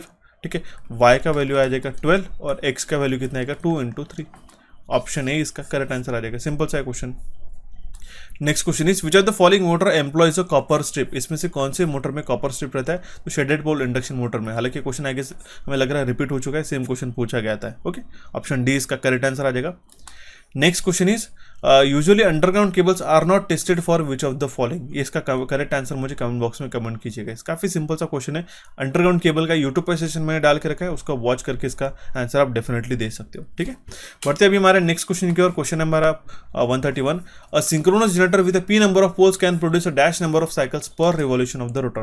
तो 0.5 cycles per revolution of rotor वो क्रिएट कर सकते हैं। ठीक है, it can create a 0.5 poles number of, it can create a 0.5 number of cycles per revolution of the rotor. ये किस तरीके से हमने निकाला? थीटा इलेक्ट्रिकल क्या होता है? P/2 into theta mechanical. ठीक है, तो P नंबर ऑफ पोल्स है, तो हमने जो इसका वैल्यू निकलेगा थीटा इलेक्ट्रिकल का, ये निकलेगा 0.5 P multiplied by theta mechanical. ठीक है, तो आप निकाल सकते हो, देख सकते हो कि एक synchronous generator with P number of poles, वो हमारा 0.5 P cycles per revolution of rotor वो हमारा क्रिएट कर सकता है। ऑप्शन ए इसका करेक्ट आंसर रहेगा। Very interesting question and important question, ये हम लोग इसका आज के सेशन का मार्क करते हैं। ठीक है, next question is in the given figure if each cell is 2 volt, अगर हर एक सेल 2 वोल्ट का है तो टोटल वोल्टेज कितना रहेगा इस कॉम्बिनेशन का? वो रहेगा हमारे पास 6 वोल्ट, क्योंकि देखिए 2 वोल्ट। ठीक है, यहाँ पे भी अगर हमारा 2 वोल्ट है, 2 वोल्ट है, 2 वोल्ट है, इस तरीके से ऐसा मार्क नहीं करना है आपको डायरेक्टली कि ये हो गया हमारा 2 इंटू 6 है इंटू 2, 6 गुने हम लोग कह सकते हैं कि 2 into 6 will be equals to 12 volt. ये गलत हो जाएगा गाइस। ठीक है, अब मैं आपको बताता हूँ किस तरीके से। ये 2 प्लस 2 ये 6 वोल्ट का कॉम्बिनेशन यहाँ पे आ जाएगा। ठीक है, यहाँ पे भी 6 वोल्ट आ जाएगा और यहाँ पे भी हमारे पास 6 वोल्ट आ जाएगा। अब देखिए क्योंकि 6 वोल्ट और 6 वोल्ट पैरेलल में कनेक्ट है तो इसका वोल्टेज ही कांस्टेंट रहेगा। ठीक है, वो सेम ही रहेगा। ऑप्शन ए इसका, ऑप्शन बी इसका करेक्ट आंसर आ जाएगा। ऐसा नहीं कि 2 मल्टीप्लाइड बाय आपको 2 मल्टीप्लाइड बाय 6 कर दिया और आपने 12 आंसर मार्क कर दिया, गलत हो जाएगा। ऑप्शन बी इसका करेक्ट आंसर आ जाएगा। सो देखते हैं हमारा next question guys. If n is equal to number of times voltage rating is increase for a distributor design the conductor size is reduce by dash of the original. ठीक है, n मतलब होता है number of times voltage rating is increase for a distributor design the conductor size reduces by 1/n²। Option C इसका correct answer आ जाएगा। जो size of conductor रहता है गाइस वो आपको ऑलरेडी मैंने डिफाइन किया, वो रहता है inversely proportional to the voltage square. Okay, option C इसका करेक्ट आंसर आ जाएगा। Next question is which of the following is the objective of performing dielectric loss test on a transformer. Dielectric loss test जो अगर हम लोग transformer के ऊपर perform करते हैं, इसके कारण हम लोग इंसुलेशन का कितना डिटोरिएशन हो रहा है ये हम लोग पता करते हैं। ऑप्शन बी इसका करेक्ट आंसर आ जाएगा। Next question is the total number of capacitor in a capacitor start capacitor run single phase induction motor is 2। Simple है, 2 कैपेसिटर रहता है, एक हमारा रनिंग कैपेसिटर रहता है और एक हमारा स्टार्टिंग कैपेसिटर रहता है। ऑप्शन सी इसका करेक्ट आंसर आ जाएगा। Next question is, in a DC machine, if a V is equals to terminal voltage and E is the induced EMF in the armature, then which of the following is true for DC machine to work like a DC motor? ठीक है, अगर हमारे पास में V मतलब होता है terminal voltage और E मतलब होता है इंड्यूस्ड EMF आर्मेचर में, तो हमारा इसमें से कौन सा स्टेटमेंट करेक्ट रहेगा? For the DC machine to work like a DC motor, तो होता है हमारे पास E greater than V greater than E। Option B इसका करेक्ट आंसर आ जाएगा। ठीक है, next question is considering classification of instrument which of the following is true. अगर हम लोग इंस्ट्रूमेंट का क्लासिफिकेशन करते हैं तो इसमें से कौन सा स्टेटमेंट करेक्ट रहेगा? वो रहेगा हमारे पास option C, a digital instrument is a secondary instrument. Option C इसका करेक्ट आंसर आ जाएगा। Next question is identify the odd one out depending on whether the given cell is rechargeable or not. तो इसमें से कौन सा cell rechargeable है या नहीं है, ऐसा हमें क्वेश्चन पूछा गया। ओके, तो लिथियम सेल जो है, ठीक है, ये हमारा प्राइमरी सेल्स है और बाकी सारे सेकेंडरी सेल्स है। ऑप्शन सी इसका करेक्ट आंसर आ जाएगा गाइस। ठीक है, next question is in a SCADA system which are the following gathers data from remote location. Remote location से जो है RTU, इसी का काम रहता है रिमोट टर्मिनल यूनिट, हम लोग इसको कहते हैं गाइस। ठीक है, रिमोट टर्मिनल यूनिट यही हमारे रिमोट लोकेशन से इंफॉर्मेशन को, डेटा को गैदर करता है, एक साथ इकट्ठा करता है। ऑप्शन डी इसका करेक्ट आंसर आ जाएगा। Next question is in an AC bridge balance the current through the detector is equal to 0 ampere. Option D इसका करेक्ट आंसर आ जाएगा। देखते हैं, हमने मार्क कर दिया, मैंने ऑलरेडी आपको समझा दिया इसकी इसी पेपर के अंदर। यहाँ पे जो अगर ये बैलेंस्ड है, ठीक है, तो अगर ये बैलेंस्ड होने के कारण इसमें से जो करंट होता है ये नल होता है, मतलब 0 होता है। ऑप्शन ए डी इसका करेक्ट आंसर आ जाता है। Next question is a DC machine has a 4 poles and entire armature winding is connected to a given fashion. Identify the type of winding employed. ठीक है, अगर DC मशीन में 4 पोल है और सारा जो आर्मेचर वाइंडिंग है वो इस तरीके से कनेक्ट किया गया है, तो ये हमें आइडेंटिफाई करना है कि कौन सी वाइंडिंग हमारे पास लगाई गई है, तो ये होती है वेव वाइंडिंग। ऑप्शन बी इसका करेक्ट आंसर आ जाएगा। Next question is for the given circuit shown the expression of S is what. S मतलब होता है सम, आप देख सकते हैं हाफ एडर का ही इक्वेशन है गाइस। इसका करेक्ट आंसर आ जाएगा हमारे पास ऑप्शन डी। ठीक है, A bar B plus AB bar. Okay, ये सम होता है हमारा इसका। ओके, ये है हाफ एडर के, आप देखते हैं इस सर्किट डायग्राम को समझ सकते हो गाइस। ओके, सम और कैरी आपके होता है। ऑप्शन देखिए, सम क्या होता है, ए एक्स और बी, इसी को हम लोग किस तरीके से रिप्रेजेंट करते हैं, ए बार बी और with A B bar. Carry किस तरीके से था, ए एंडेड विद बी, क्योंकि यहाँ पे एंड गेट लगाया गया। ये होता है कैरी और ये होता है हमारा sum. Next question is for which of the following boundaries are not marked by legislation. ठीक है, इसमें से कौन सी बाउंड्री जो है वो लेजिस्लेशन के द्वारा मार्क नहीं की जाती, वो होते हैं हमारे सेंचुरी के। ऑप्शन सी इसका करेक्ट आंसर आ जाएगा। Next question is identify the logic gate shown in the figure. यहाँ पे जो लॉजिक गेट बताया गया, आप देखिए और गेट के सामने बबल लगाया गया, ये हो जाएगा हमारा नॉर गेट। ऑप्शन सी इसका करेक्ट आंसर आएगा। इसका ट्रूथ टेबल क्या होता है, 0 0 0 1 1 0 और 1 1। तो हमारे 0 0 के कंडीशन में ही हमारे पास आउटपुट 1 मिलता है, बाकी सारे कंडीशन में हमारा आउटपुट जो है 0 आता है। ठीक है, next question is what is the application of digital micro ohm meter in a substation operation and maintenance. ठीक है, एप्लीकेशन पूछा गया डिजिटल माइक्रो ओम मीटर का सबस्टेशन ऑपरेशन और मेंटेनेंस में। ये है इसका to measure a circuit breaker और isolator contact resistance. Option B इसका करेक्ट आंसर आ जाएगा। Next question is how many major styles of leadership are there in an organisation. Organisation में कितने major style of leadership available है, तो हमारे पास 5। Option A इसका यहाँ पे करेक्ट आंसर आ जाएगा। Next question is the 12th digit in a standard hexadecimal system is equals to. ठीक है, स्टैंडर्ड हेक्साडेसिमल सिस्टम में 0 से लेकर 9 तक और ए से लेकर एफ तक हमारे पास अल्फाबेट रहते हैं, ये डिजिट्स रहते हैं और ये अल्फाबेट रहते हैं। अब देखिए 9 के बाद जो आता है 10th नंबर का, उसको हम लोग कहते हैं ए। ठीक है, 11th को हम लोग डिफाइन करते हैं बी से, 12th को हम लोग डिफाइन करते हैं सी से। तो हमारा इसका करेक्ट आंसर आ जाएगा option D C. Next question है हमारे पास में the considering the A plus B plus C as a vector. तो हमें जो प्रॉपर्टी बताएगी इसको क्या कहते हैं, ये हमें पूछा गया है। इस प्रॉपर्टी को ये डायरेक्टली डिफाइंड प्रॉपर्टी है इस मैथमेटिक्स में, इसको हम लोग कहते हैं एसोसिएटिविटी। ऑप्शन डी इसका करेक्ट आंसर आ जाएगा। इसका करेक्ट आंसर आ जाएगा हमारा option D associativity. Option D will be the correct answer. Okay, next question is if the given figure represent the primary side equivalent circuit of the transformer when which of the following relation is true. ठीक है, ये हमारा primary side equivalent circuit बताता है, तो इसमें कौन सा रिलेशन हमारा करेक्ट हो जाएगा, तो ये होगा x1। ठीक है, x1 is far greater than x0। Okay, option B will be the correct answer in this case. ठीक है, ये जो x1 का वैल्यू है ये ग्रेटर देन रहेगा इस x0 से। ओके, अब देखिए ये x0 क्या था और x1 क्या था, ये भी आपको पता होना जरूरी है गाइस। x1 क्या है, ये हमारा प्राइमरी साइड लीकेज रिएक्टेंस है और x0 जो है हमारा मैग्नेटाइजिंग रिएक्टेंस है। तो ऑप्शन बी इसका करेक्ट आंसर आ जाएगा। Next question is for a given electrical machine which of the following equation is true. कोई भी हमारे इलेक्ट्रिकल मशीन हो तो उस केस में हमारा जो आउटपुट रहता है वो क्या रहता है, input minus losses. Option C इसका करेक्ट आंसर आ जाएगा। देखिए इनपुट और इनपुट क्या होता है हमारे पास, इनपुट मतलब क्या होता है, आउटपुट प्लस हमारे लॉसेस। ठीक है, कितना आउटपुट हमें मिल रहा है और कितना लॉस हमारे यहाँ पे हो रहा है मशीन में। ऑप्शन जो है सी इस क्वेश्चन का करेक्ट आंसर रहेगा। ठीक है, आई होप ये क्वेश्चन समझ में आएंगे गाइस। हमने 150 क्वेश्चंस काफ़ी ट्राई किए क्विकली और डिटेल में एक्सप्लेन डिटेल में समझ सके। ये सेशन कैसा लगा जरूर मुझे कमेंट बॉक्स में कमेंट कीजिएगा। अभी हमारे पास सिर्फ पेपर 5 ही बच के आ रहा है। ठीक है, तो बाकी अगर सारे सेशंस देखना होगा तो आप हमारे डिस्क्रिप्शन बॉक्स में जाके सारे सेशन आप जाके वॉच कर सकते हो गाइस। इस सेशन को आपके दोस्तों के साथ शेयर कीजिएगा। हमारे चैनल कोचिफाई और इलेक्ट्रिकल इंजीनियरिंग एमसीक्यूज को यहाँ पे आप क्लिक करके सब्सक्राइब कर सकते हो। रिसेंट सेशन आपको देखने के लिए यहाँ पे आप क्लिक करके सारे सेशन वॉच करना होगा। टेलीग्राम चैनल से हमारे साथ कनेक्टेड रहेगा सो दैट इंटरेक्टिव डिस्कशन हम लोग आपके साथ टाइम टू टाइम करते रह सके। So thank you for watching this session guys, have a nice day. मिलते हैं अभी हमारे नेक्स्ट सेशन में।